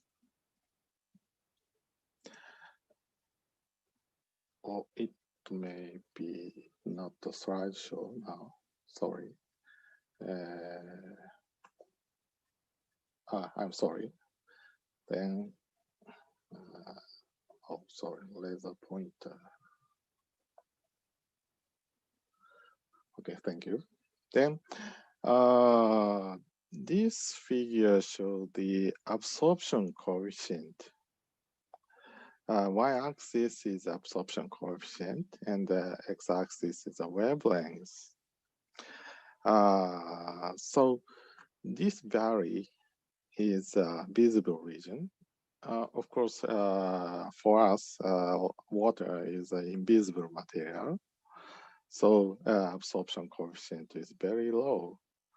But yeah, this y-axis is a log scale.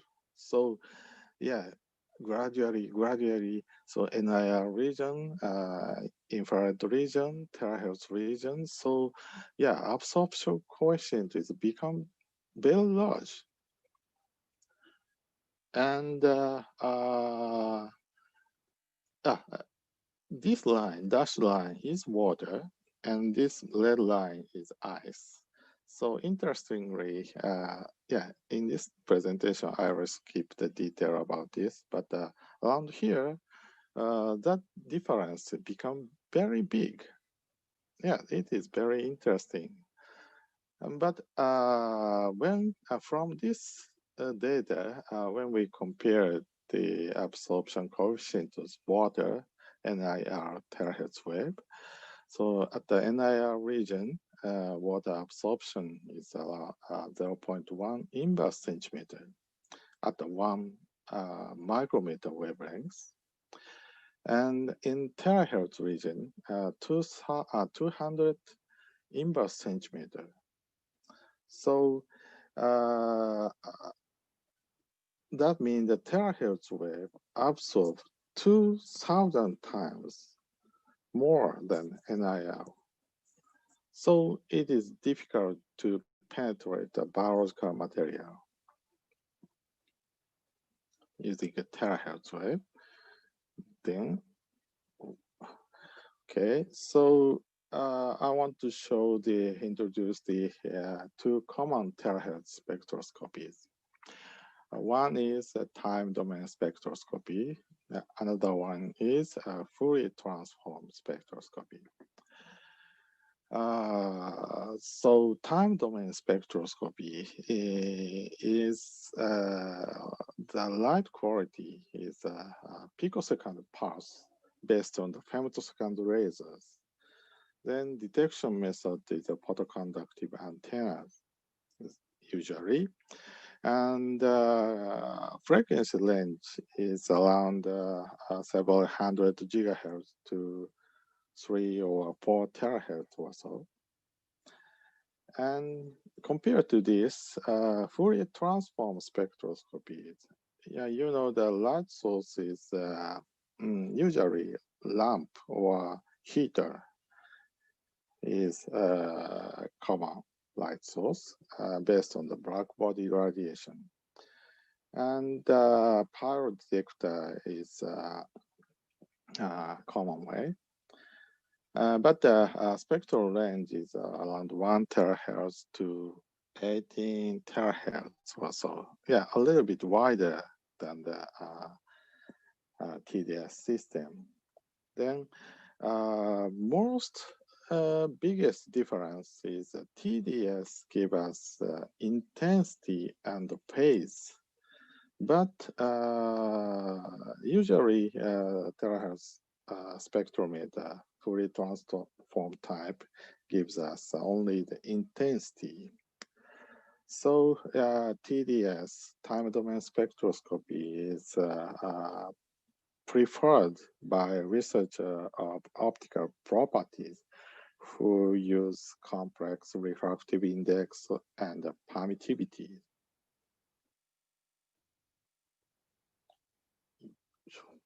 Okay, so let's move to the water. You know, water dynamically and statistically, structurally complex molecules, you know. So as you know, water molecule is composed of 1 oxygen and 2 hydrogen. And since it has a large polarization, so every time water molecule is rotating by himself, at that time is around picosecond order. Then it have 2 positive and a negative charge, so it make hydrogen bonding with other water molecules very easily. So rapid water is roughly classified into 2 types. One is bulk water, and the other one is hydrated water. The lifetime of hydrogen bond is around the sub-picosecond, from sub-picosecond to picosecond order in the bulk water. Then, as I mentioned, water can make oh, is there some trouble?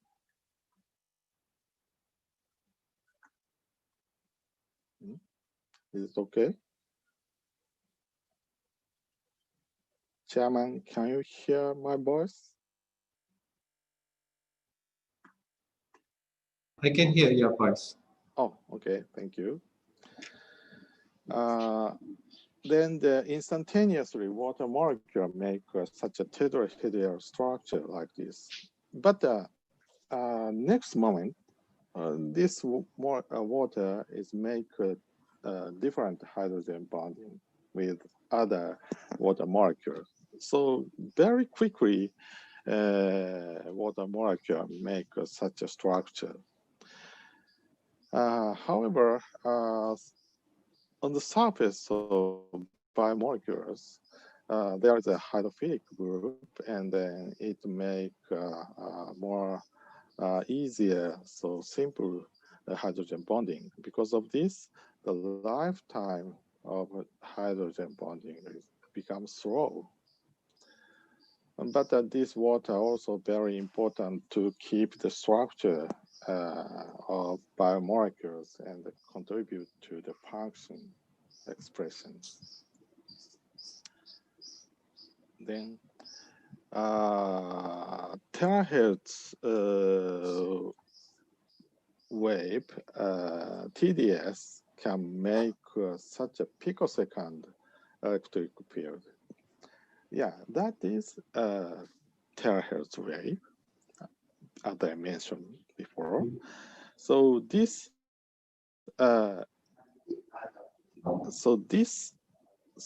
period of electric field excite the water dynamics.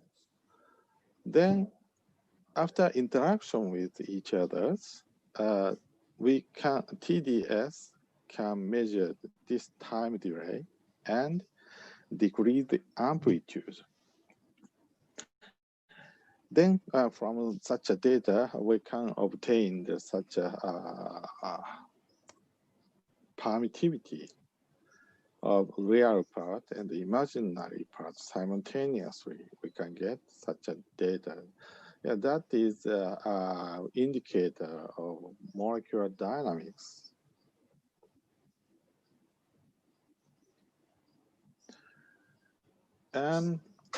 But I said water is very huge absorption in terahertz region. So many researchers choosing such a ATR system, attenuated total reflection. Yeah, this method is very common technology in the IR region, mid-IR region, infrared region. And what is different is the material of ATR prism, I think. In this case, this prism is made by silicon because its refractive index is higher than the water in terahertz region. And this material is a very small absorption material. So terahertz research is choosing such a material. And additionally, we have to care the influence of temperature. This is refer from this group's papers. Different temperature make different refractive index of, permittivity of imaginary part. Real part is not so changed, but the imaginary part drastically change. Yeah, this is heavy water too. Yeah. So we have to control the temperature of sample when we apply this method to the terahertz region. Okay, so this is a very broadband complex permittivity of protein solution. The permittivity data is, this is a black line is obtained permittivity data. So actually this data is can be decomposed into such a component.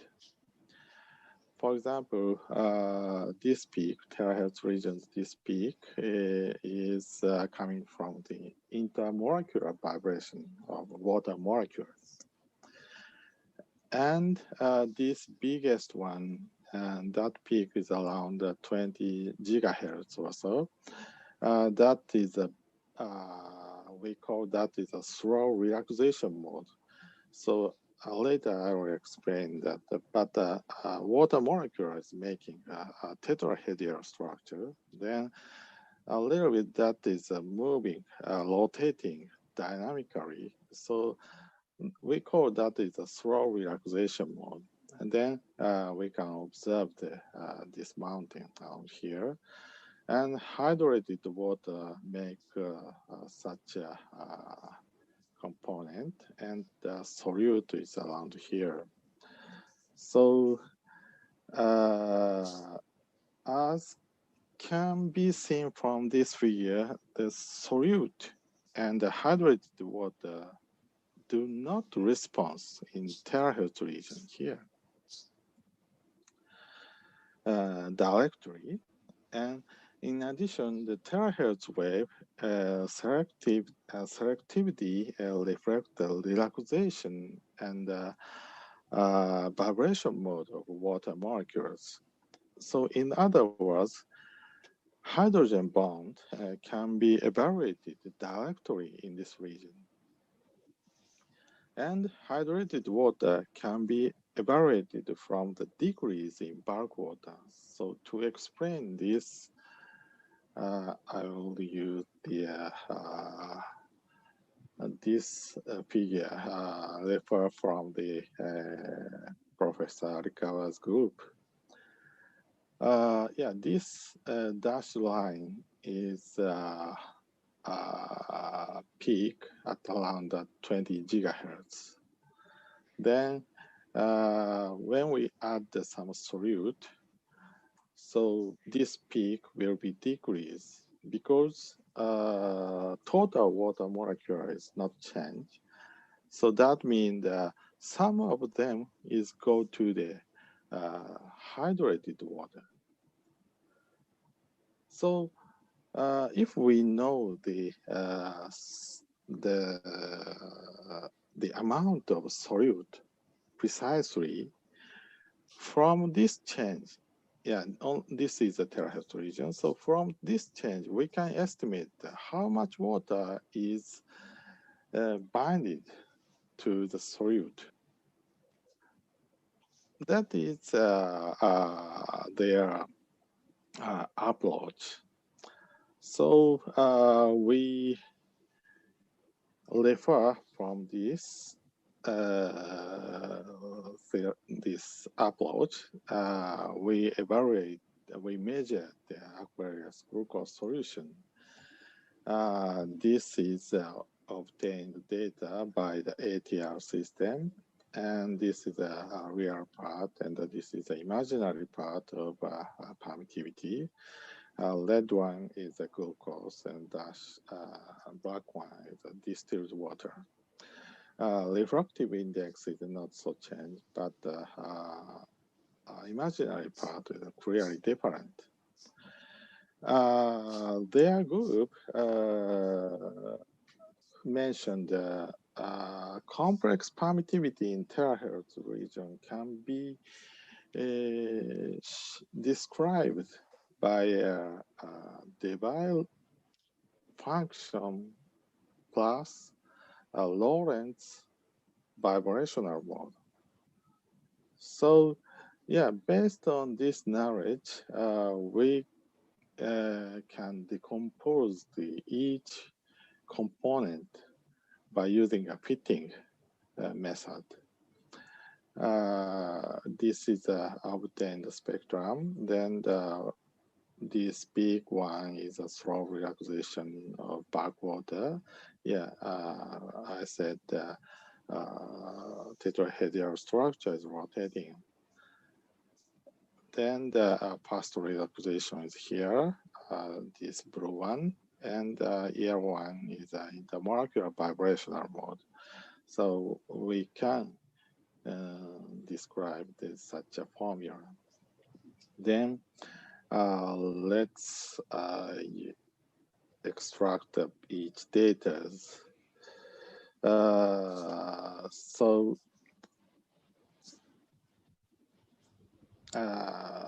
this one is a slow relaxation mode, and this one is a fast relaxation mode. So slow relaxation, I said hydrolyzed bind water molecules movement. But next time, this molecule is make a different structure. So if we can take a picture at a very short time, we get such a structure. But next time, this water make a different structure. But totally, we can observe such a slow dynamics at around 20 gigahertz. But the first relaxation, some of them no hydrogen bonding. So at that time, this water molecule can rotate freely, so a little bit faster. So we call that is a fast relaxation. Anyway, after using such a fitting method, we got such a relationship.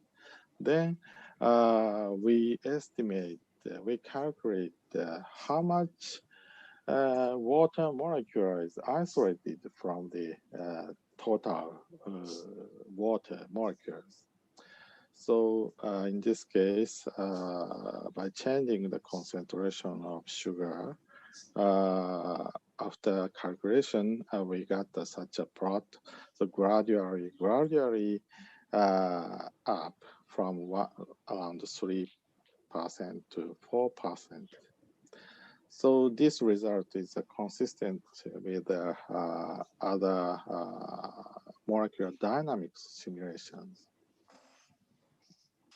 And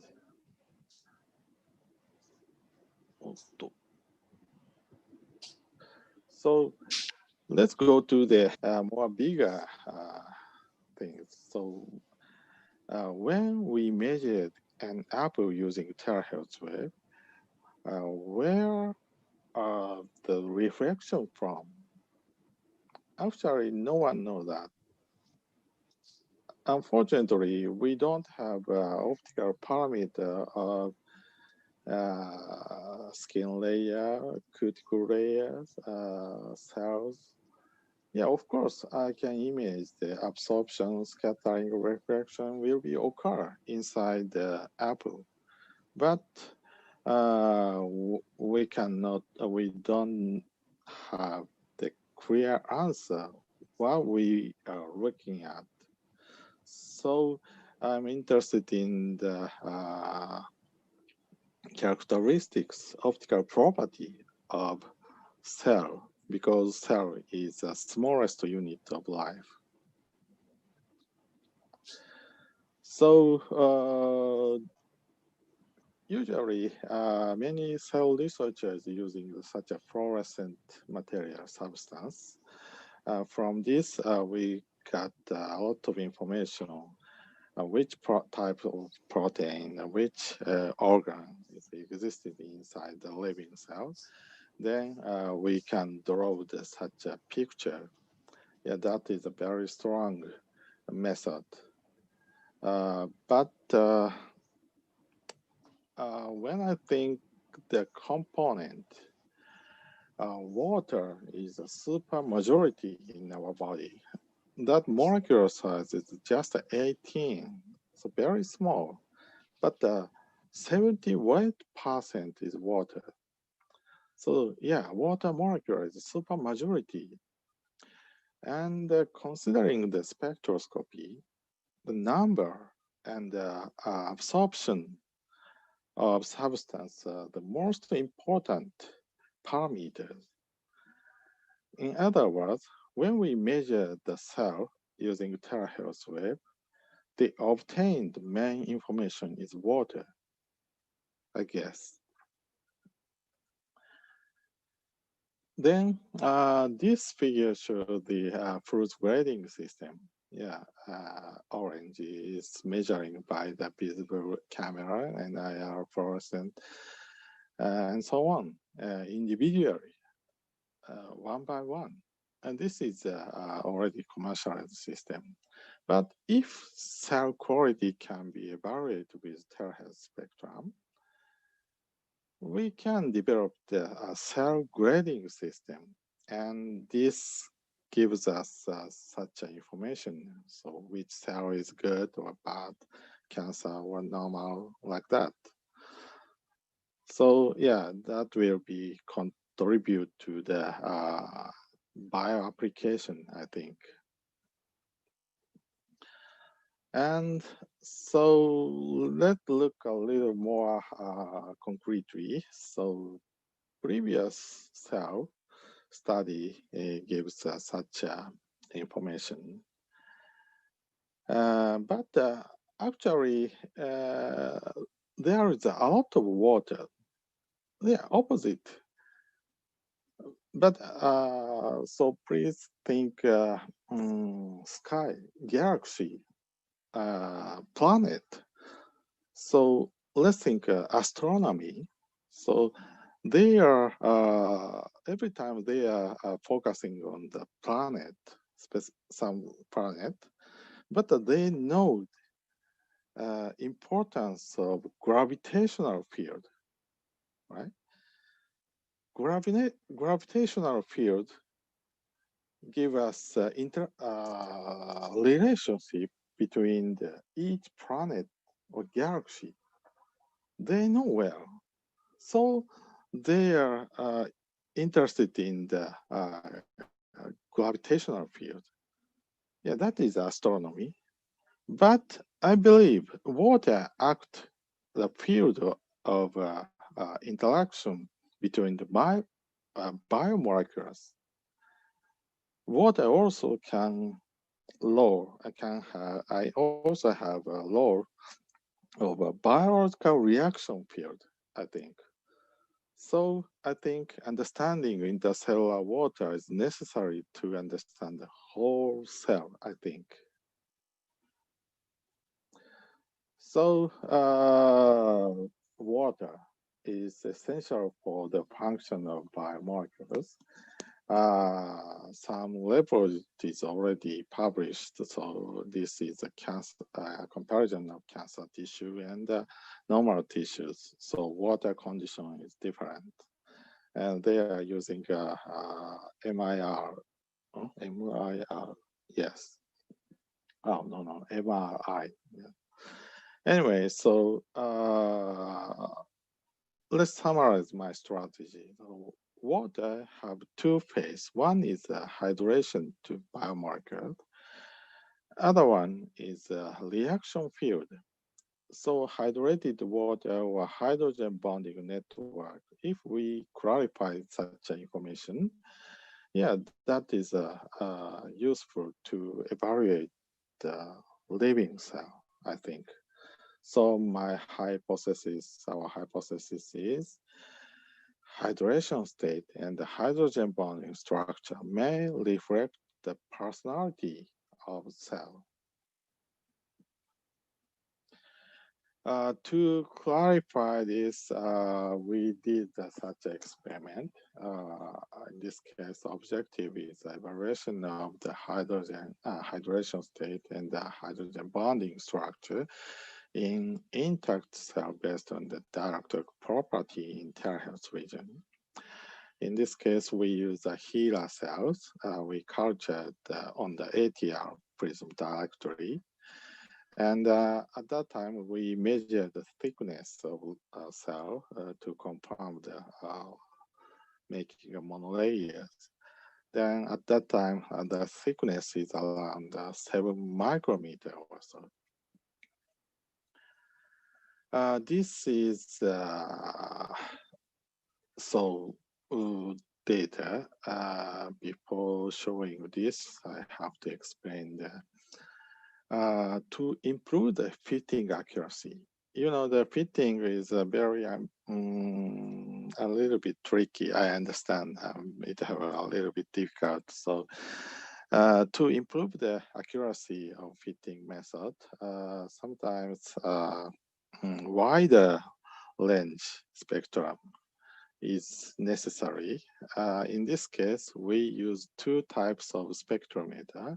One is time domain spectroscopy. Another one is Fourier transform spectroscopy, FT terahertz we call. The FT data is converted from the Fresnel reflection to the permittivity using the Kramers-Kronig heat transformation. And we linked the TDS data directory. Yeah, you know, to decide the actual permittivity, usually we need a higher frequency region data. From there, gradually up, permittivity is up. But yeah, TDS can decide such a value directly. So in this case, we connect both data.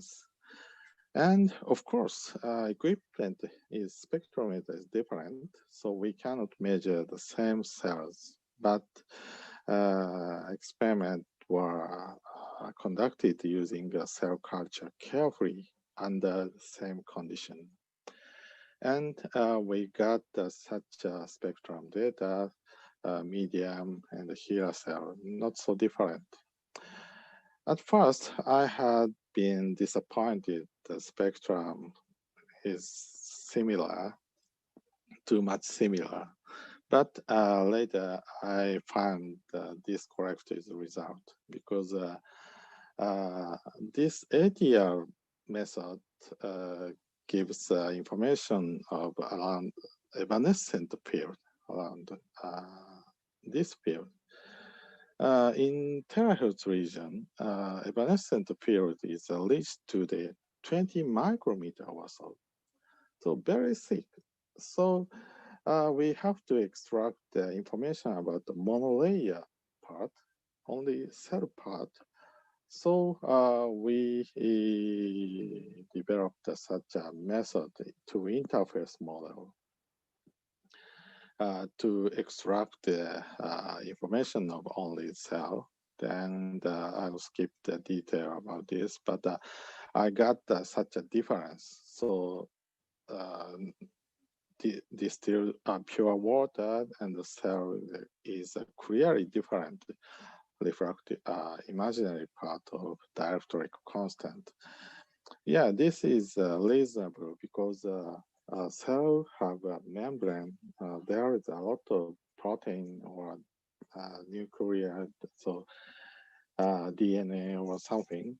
So yeah, when we compare the volume of water molecules, so yeah, cell is smaller than pure water, so decrease. Yeah, we understand, and it is very reasonable result. Then we applied this fitting method to understand the hydration state. So from this changing, decreasing in bulk water means the hydration water transition. And yeah, I will use a very complex formula. Then we got this result. The fraction of hydration water is around 24% in living cell. So this result is very similar to the previous report. They are using inelastic neutron scattering measurement. And hydrogen bonding structure. I said that this peak is coming from the fast relaxation mode. Yeah, when we compare the pure water and the here cell data, it's clearly different, increasing. That is very interesting. So I think some cell inside cell there is a lot of protein and some ion or something.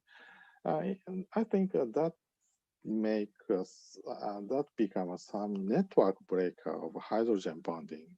So yeah, I think this increasing is also reasonable, I think.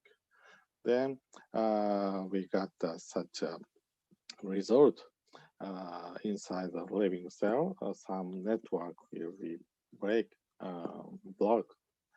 But it is very interesting. Personally, I think this phenomenon is very interesting because it may have indicator for evaluate the activity of activity of cell.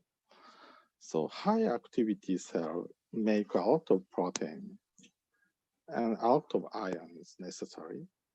If so, this peak become more higher, more bigger. So from such a changing, we may evaluate the activity of cell. It is very interesting. Okay, so yeah, we found a very simple formula, simple relationship. When we compare the water and cell, clearly cell is smaller than water dielectric constant. To use this to develop our sensor, we use this simple theory. This is the membrane, and bulk water is here. This is hydrated water here. So if we can focus on the around 60 gigahertz, this changing will be expect from the changing of bulk water. So we developed such a sensor. In this case, this sensor can oscillate. This is oscillator working at 65 gigahertz.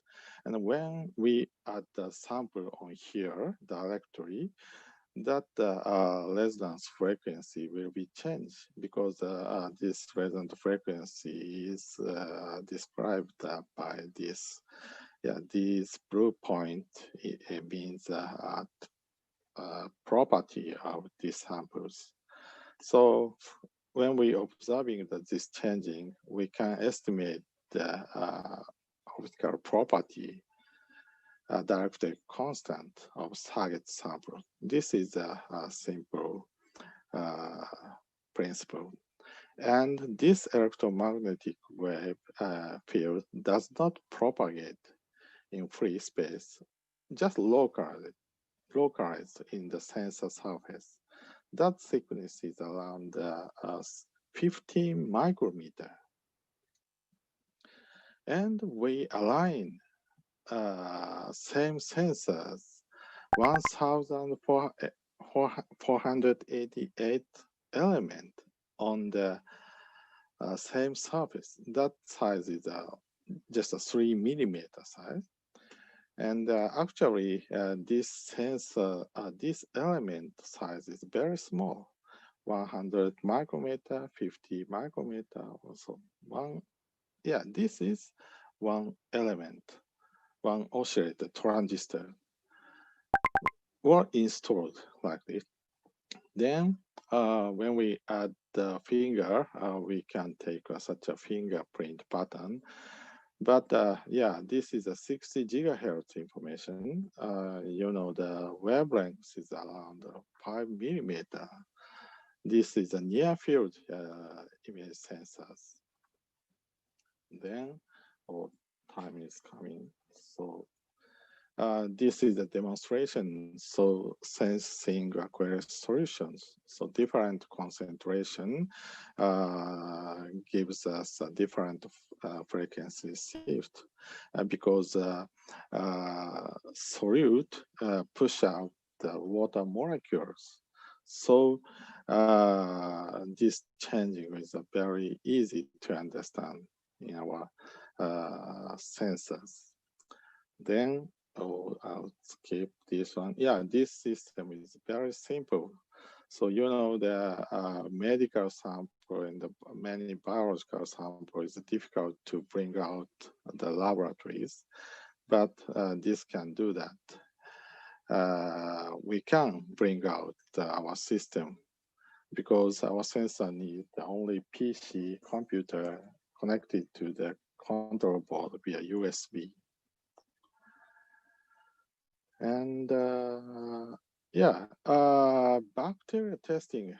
Finally, I want to show the actual application.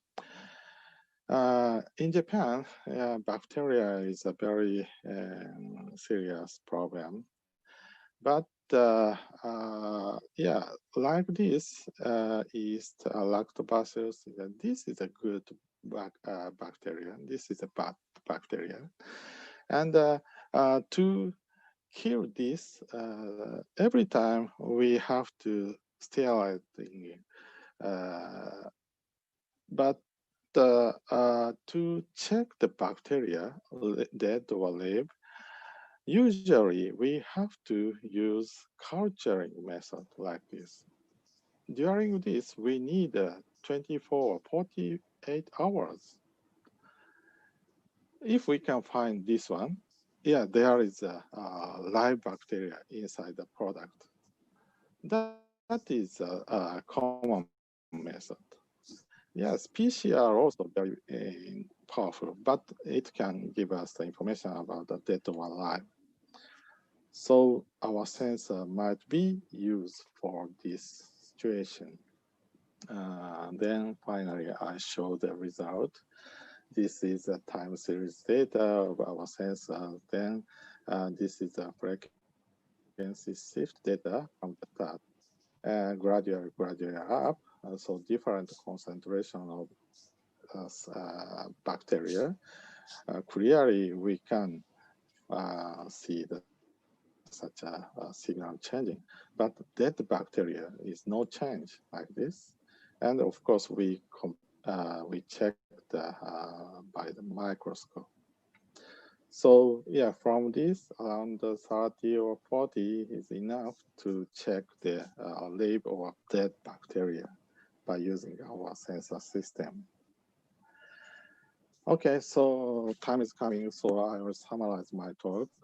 I talked about the water and the terahertz wave, and the terahertz region is a boundary of Debye-Lorentz Debye reaction and the Lorentz vibration mode.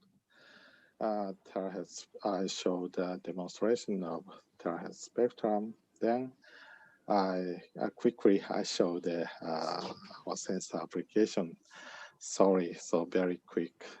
Finally, I will thanks to the, some members. Thank you very much. Thank you for your listening.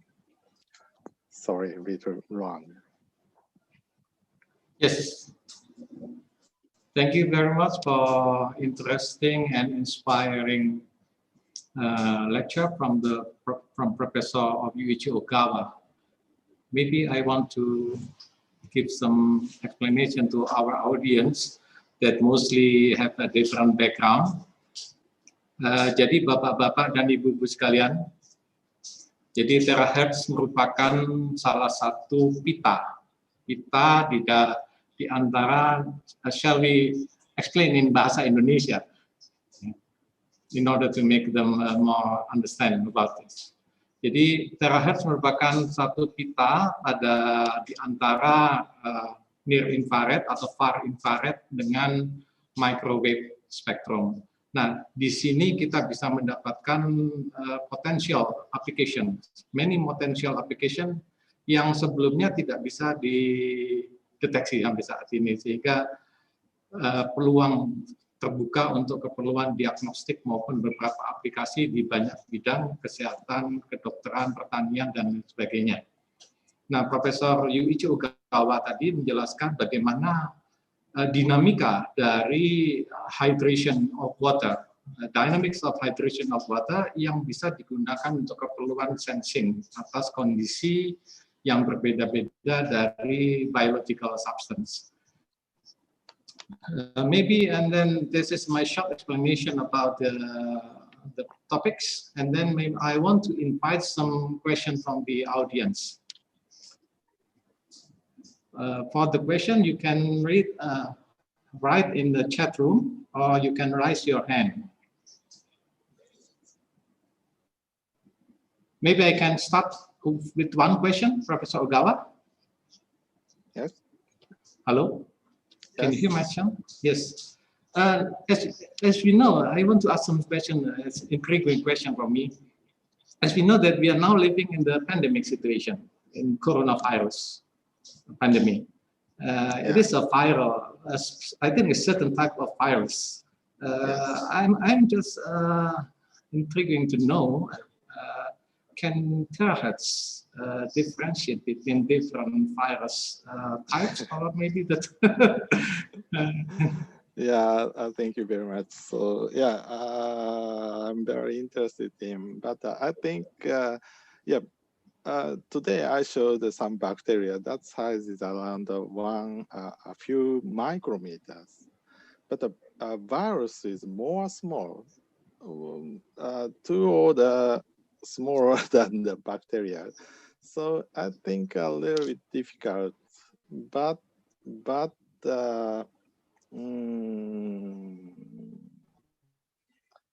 and to confirm some hypothesis, I think that experiment is very difficult.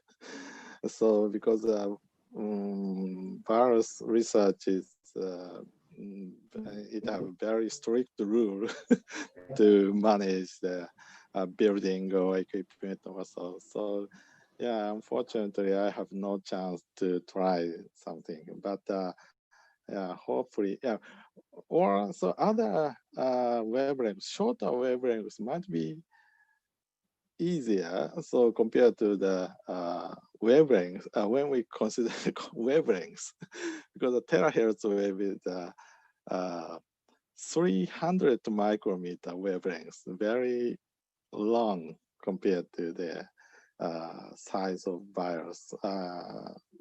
I'm sorry, so I have no I don't have enough answer to him.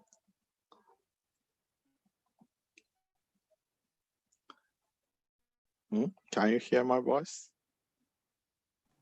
Can you hear my voice? Yes, yes. There's a connection problem in one computer. Oh, really? Okay, I recognize some question from the chat room. There's one question. Hello? Yes. One question is from the Junior Syahadatain. She answered have a question that is the radiation having a negative effect to our body? Yes, good question. So actually,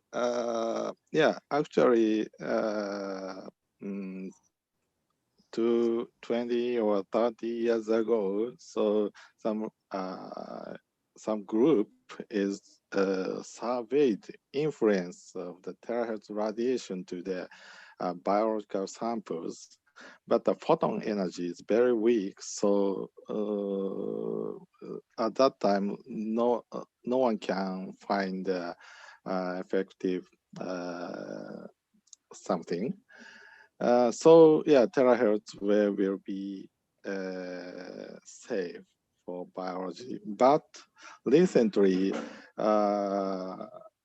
so even terahertz wave, some researcher can make a very strong intensity. So yeah, thermal energy is very small, but average is very small. But 1 picosecond, but a very strong pulse, it may something, I guess. So so depend on the energy, so pulse energy. So maybe someday we have to decide safety level and bad level. So someone have to clarify the such a border. I feel so. Okay, thank you very much. And I would like to read another question from Bagas Hani Pradipta. And he questions about according to him, as far as I know, that as frequency getting higher, it would make a molecule vibrates and generate heat. How do this spectroscopy process limit the heat generation so it wouldn't affect the spectroscopy detection for sensing the water dynamics?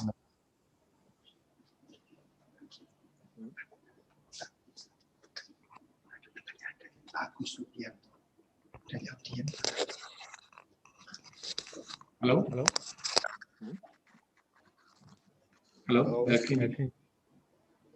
Hello? Yes, I should repeat the questions. Oh. Can you hear my voice? Yes, sorry. Yes. One question is from Mr. Bagas Hani Pradipta, and he would like to ask about the frequency getting higher. It will make a molecule vibrates and faster and generate heat, according to him. Yeah? And how do this process using terahertz can limit the heat generation? Okay. It would better detect the water properties. Yeah. Actually, thank you for your question. So actually, when we compare the absorption coefficient, mid-IR is higher than terahertz. I showed the permittivity data. So that means at the one oscillation, how much absorbed. That is permittivity figures. But when we consider the thermal effect, I think absorption effect is more important. Then, if you can, so I showed So can you see this absorption coefficient? So yeah, IR region is more higher than the terahertz region, so easy to make a heat. And terahertz pulse, for example, TDS is that pulse width is very short. Hit and sleep, and hit and sleep. It almost time is sleeping. No effect. So basically, thermal effect is very small by using a TDS system. So continuous wave also make some heat, but to do this, yes, based on the black body theory, to make a heat, we need to prepare the very strong black body something. So it is difficult, I think. So in this case, we don't need care the influence of temperature now. Okay. We have another question from Professor Agus Rubianto. So I would like to invite Professor Agus Rubianto to ask. Okay. Okay, thank you. I'm sorry. Thank you. You hear my voice? Yes, yes. Yes. Okay. Professor Agus. Yeah, thank you, Professor Yuichi Okagawa. As you mentioned before, that radiation terahertz can use to analyze the cancer blood. Yeah, cancer blood. Could you explain us, yeah, how to analyze the cancer blood? Because now we, in our group, we try to make a sensor from the cancer blood.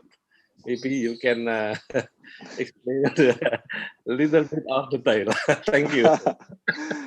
Okay, thank you for your question. So, yeah, I think yeah, previous report said cancer cell have a more hydrated water compared to the normal cell. So, if we know the such a difference, so what can I say that? Yeah, actually it is a little bit difficult. So when we compare the which is higher absorption, yeah, if you can prepare the same tissues, cancer cell as a normal cell, I think absorption is high. Yeah, cancer cell have absorption a little bit higher than normal tissue because it have a lot of water. But some of them, it make a hydration. So hopefully we need to we have to develop the new technology to clarify the hydration water and the bulk water clearly. But in this case, in my presentation, I just showed the demonstration. If we know the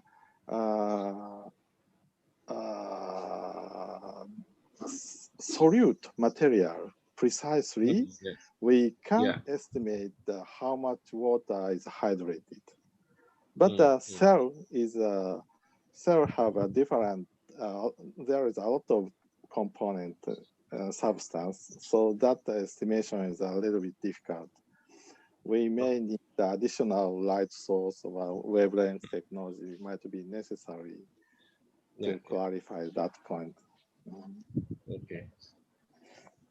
Okay. Okay, thank you. Isinap, Professor Agus, ya. Yeah, one question Okay.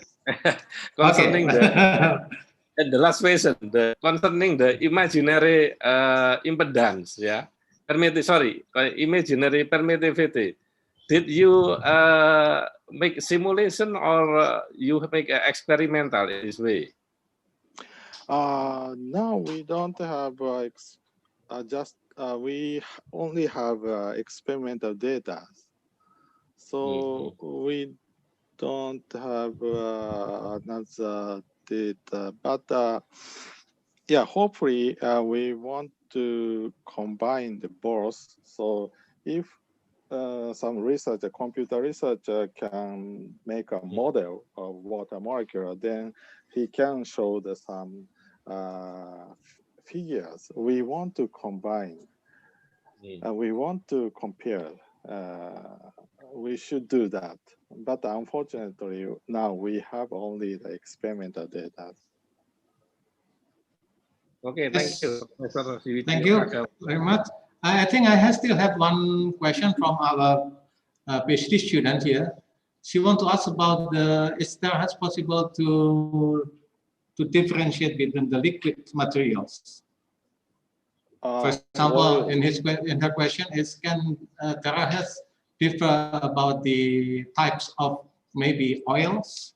Mm-hmm. I think oil is a non-polar material, so very small absorption. But when we add the oil in the water, so yeah, this concentration is easy to measure because water have a very high absorption and fat is a very low absorption. So such a known material is easy to estimate the concentration. So yeah, I want to say the oil have a small absorption in the terahertz region. So yeah, if we want to decide the precise information about the oil, I think terahertz region is a little bit difficult, not so sensitive, I think. Okay, thank you very much for all these answers and also your very inspiring presentation. And I see that the terahertz is very interesting. There are still many potential applications that can be explored.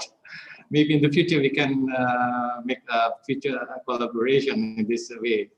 And I think its time is over. And again, I would like to invite applause for Professor Yuichi Ogawa. Thank you very much for your nice lecture. Thank you very much. And maybe I will back to Master of Ceremonies.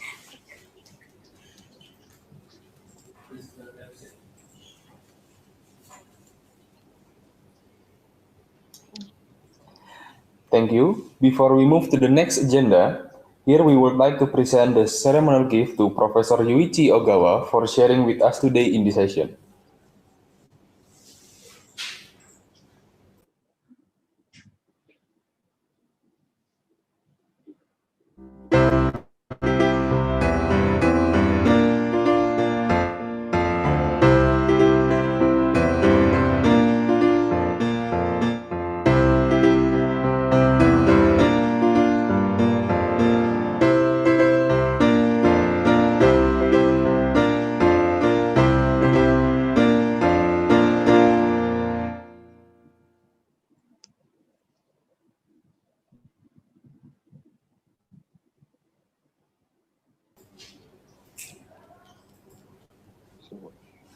Okay, thank you very much. Once again, thank you, Professor Yuichi Ogawa. Ladies and gentlemen, now we will have an hour break. We would like to remind you to rejoin the virtual meeting at 1 p.m. Western Indonesian time. Thank you very much.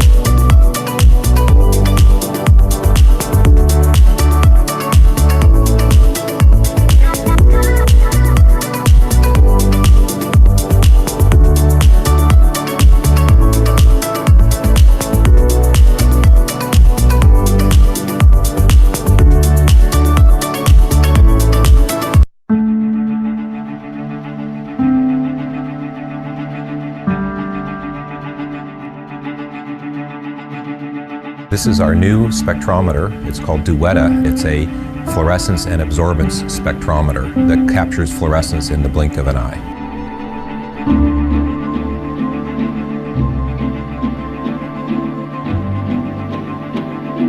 The speed of Duetta allows you to collect many more samples in a particular day. Duetta can do this in less than a minute. It makes it much faster for the lab. Because Duetta is doing two things at once, it can be used as a fluorescence spectrometer or it can be used as an absorbance spectrometer, but it's actually taking both sets of information simultaneously, and that gives us more information about the molecule of interest.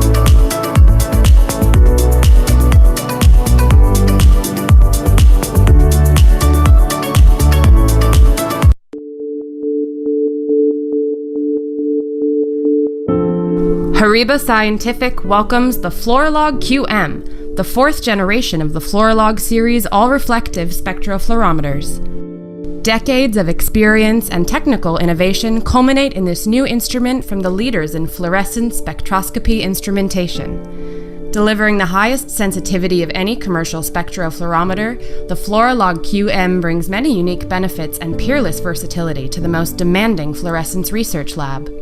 The Fluorolog QM blends the best technologies from Hariba's world-famous Fluorolog spectrofluorometer with the best from the PTI Quantimaster, acquired by Hariba in 2014. Equipped with new software for streamlined research in steady-state and lifetime experiments, the Fluorolog QM features an intelligent, modular design for absolute versatility.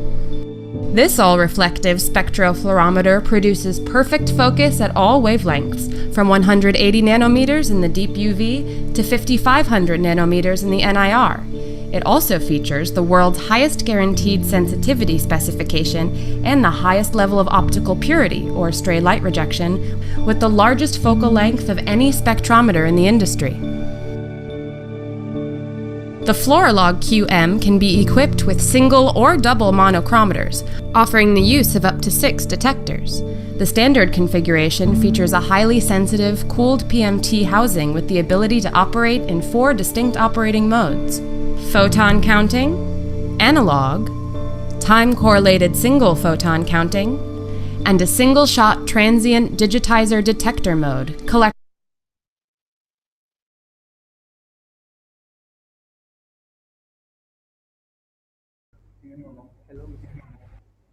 Halo, halo, Profesor Benjamin. Nggak bisa ini.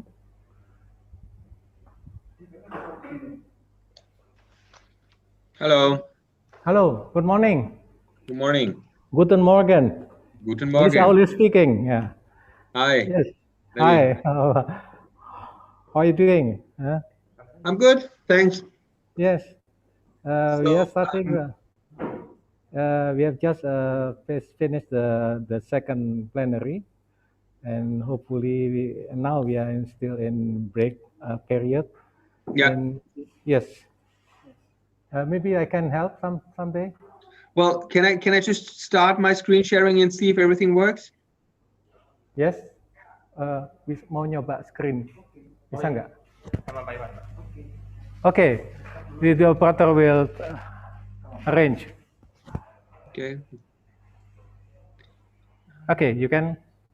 I can share. Yes, you can share. Okay. Okay, now I go to presentation mode. Do you see my, what screen do you see now? Do you see the full screen or just the part of the screen that I do see? Yes, full screen. Okay, material and molecules for solar energy. This is yours. Okay, it's good. Okay, that works? Yes, it works better. Okay, fantastic. Then see you in what, 3 hours or something like that, right? At 3 o'clock Indonesian time. I think in 2 hours, next 2 hours. So I will be the third presentation or the second presentation. Your schedule time is 15 hours PM. But how late is it now in Indonesia? It's 3 PM in Indonesia. Now 3 PM. Yeah, it's 3 PM in Indonesia, and it means that 9 AM in Germany. Okay, then see you at 9 AM or at 3 PM. Thank you very much. Bye-bye. It's Mr. Rui is here. Oh, that's good. Hi, Roy. How are you? Hi, how are you? I think it's too early here. No, it's not too early. You know I'm early bird. Yeah, true. Hi, Benjamin. How is it going there? It's fine. I actually managed today to be the only person at IPHT when I arrived. It was a long time since. Yeah, isn't it at 6 there? Yeah, I was here at 5:40 or so. Oh my God, that's too early. Well, I didn't know that there was. I forgot that there was lunch break, so I thought I listened into the talks, and then I had my system running like 10 minutes before the end of the last talk. Okay. That's fine. I can write some papers and then I'll be back in an hour and listen to the rest. Yeah, you still have stuff to do, right? Yes, I'm not bored. So how are things going? Yeah, everything is great here. So we are just waiting for the next sessions to run. Okay. And yeah, did you receive my, revised PPV ruthenium? I think I have sent it to you. I received it. However, on Monday or during last week, I received 9 papers from 9 people. So I'm working through it in a semi-systematic way. Take your time. Because I tried to send it on Sunday, and then I just realized that it was in, draft of the email. So that's why. No, I think I read it, but I need to She is leaving for vacation on 5th or 8th of December. December, okay. And I need to like semi-finalize the draft with her, and then I will come back to it. I asked scientific reports for extension until January 15th. So okay. So that should that should work. Yeah. That should work. Yeah. I don't want to keep you from lunch, so enjoy No, your lunch. it's fine. Thanks a lot. Bye-bye. Also. See you Enjoy your later. breakfast. Yeah. See you later. Yeah.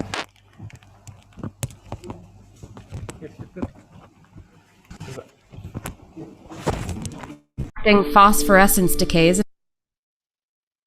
in milliseconds. The open architecture design offers almost limitless customization of light sources, spectrometers, gratings, detectors, and sample handling accessories. With industry-leading sensitivity, optical purity, and versatility that's second to none, the Fluorolog QM will match the demands of your growing spectrofluorometer needs.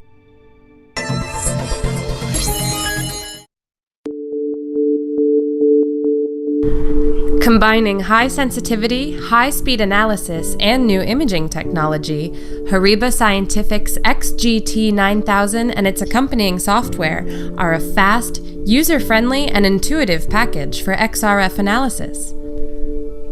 Capable of identifying individual particles or defects down to 10 microns, this X-ray analytical microscope and its proprietary technology have the highest spatial resolution in the world for non-destructive elemental analysis. The software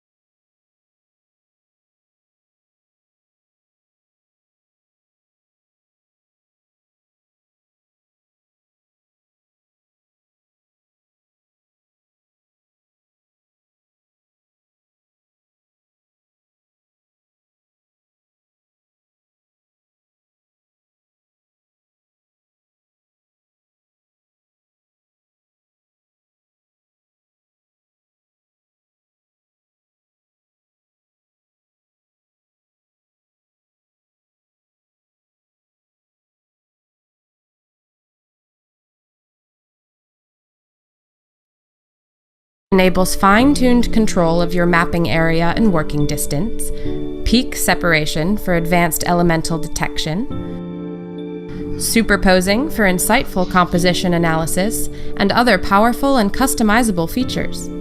Co-localization technology can combine micro-XRF with data from other micro-Raman, micro-IR, and other techniques.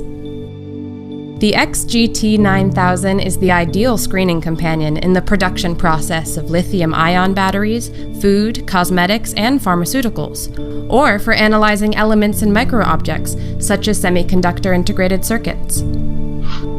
The XGT9000 is the fast, precise, simple, and complete solution for X-ray fluorescence analysis.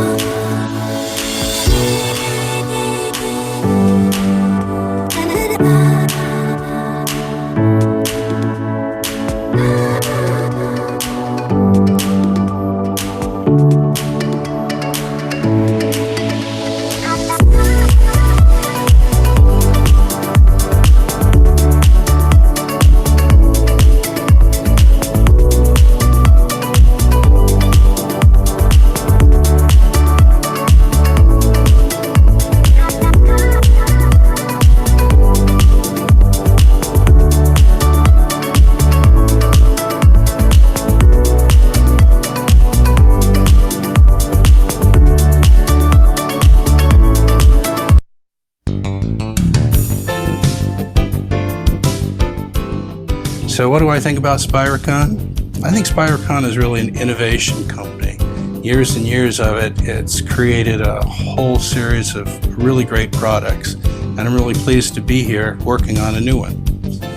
Ophir Spiricon is a research company, and we research techniques for measuring light, and specifically lasers. We are a company of engineers that design laser beam measurement and profiling hardware solutions for customers that need to know precisely the measurement of their beam. Ophir Spiricon is a software company, and we build state-of-the-art laser beam profiling software. Our software is the best at analyzing laser beams. We'll tell you the properties and the characteristics of a laser so that it can do its job. In quality assurance, we validate that the designs that engineering comes up with solve the problems the customers are facing, and we verify that we get the correct information and deliver that to the customer in the best way.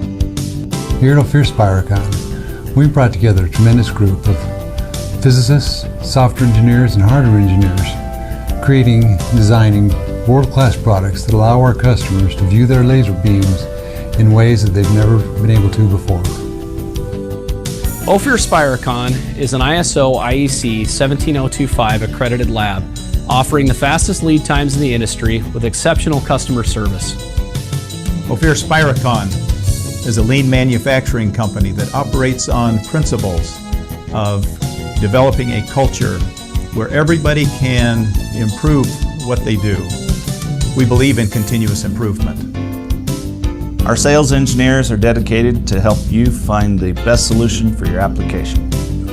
We make the world's best laser measuring equipment, but it's our dedication to customer satisfaction that keeps us as number one. From the warehouse through engineering, everyone knows that they support your experience using our equipment. We're there, whether it's returning the equipment as quickly as we possibly can for a recalibration, or supporting you in using our equipment or in solving your laser measurement problem the best we possibly can.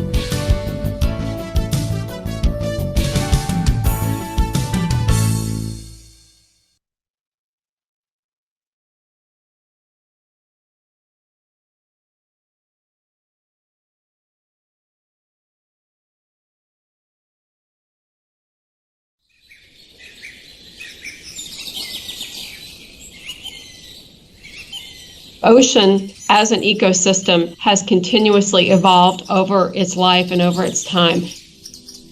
And where we are now is at another point in its evolution. It's using spectral data and it's leveraging that into knowledge and answers that people can bring together.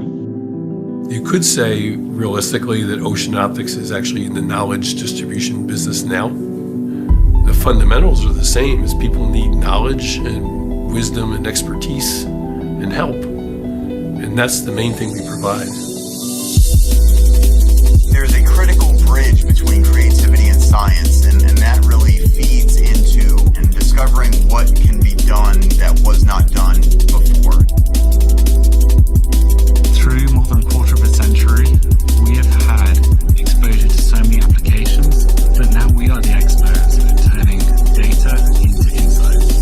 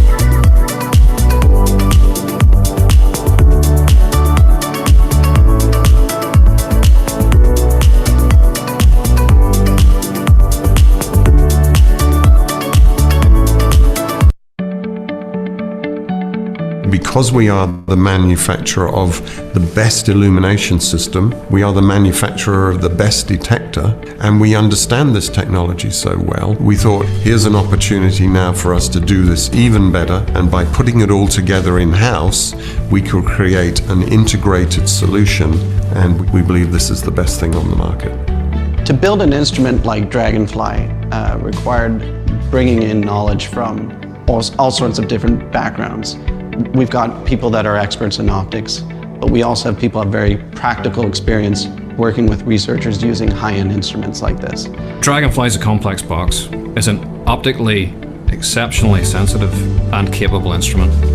And so there is optical engineering expertise in here of a very high level. In fact, there are decades of optical engineering experience integrated into the imaging performance that Dragonfly delivers. Our heritage with confocal microscopy was key to developing this product. You could have expert engineers in all the disciplines of optics, mechanics, and electrical. Without the know-how, that detailed knowledge of how these systems work, it would take considerably more time, if it gets done at all. We've been developing software for over 20 years. We have evolved our processes a lot. We've moved into agile development so that we can be a lot more reactive to what our customer needs are. So we are very flexible at adjusting to requirements. Each device is get tested, and only when they pass, then we start a system integration. We sell a system as a solution. Because a system, especially confocal system, involves a lot of devices. To make sure all problems get solved prior to shipping is critical for system engineer, installation engineer to get a system installed on site successfully and efficiently. When it's done, your customer can use the system instantly. Customer satisfaction for us is vitally important. It's something we take very seriously and we put a lot of resource into. We want to know what the customer wants. We want to ensure that they're getting the most from their and/or products that they've invested in. Anytime we hit an issue, anytime we need a greater depth of knowledge, we have that engineering experience within the house. So we can very quickly come up with solutions, whether that's a solution that has to be manufactured or it's simply an information share with the customer, but we can do that all within the same space, all within our headquarters. We take a very consultative approach, so it's a lot of exploration of the customer's requirement from a scientific point of view, just to ensure that the person who's having a conversation with the customer is identifying the need, and hopefully by the end of it has a good product fit that will help the customer forward their research. The Dragonfly instrument has the potential to change the world of microscopy because it's going to make accessible to a much broader community a number of different techniques. So we're going to see researchers starting to look at samples using techniques that they otherwise wouldn't have used. Dragonfly also has the potential to really push the limits of science. It's going to perform at a level that other instruments haven't performed at, and particularly in the field of neuroimaging, it's going to allow people to go deeper into brain tissue. If our ambitions are achieved, I think that it will become the most successful platform of this type ever.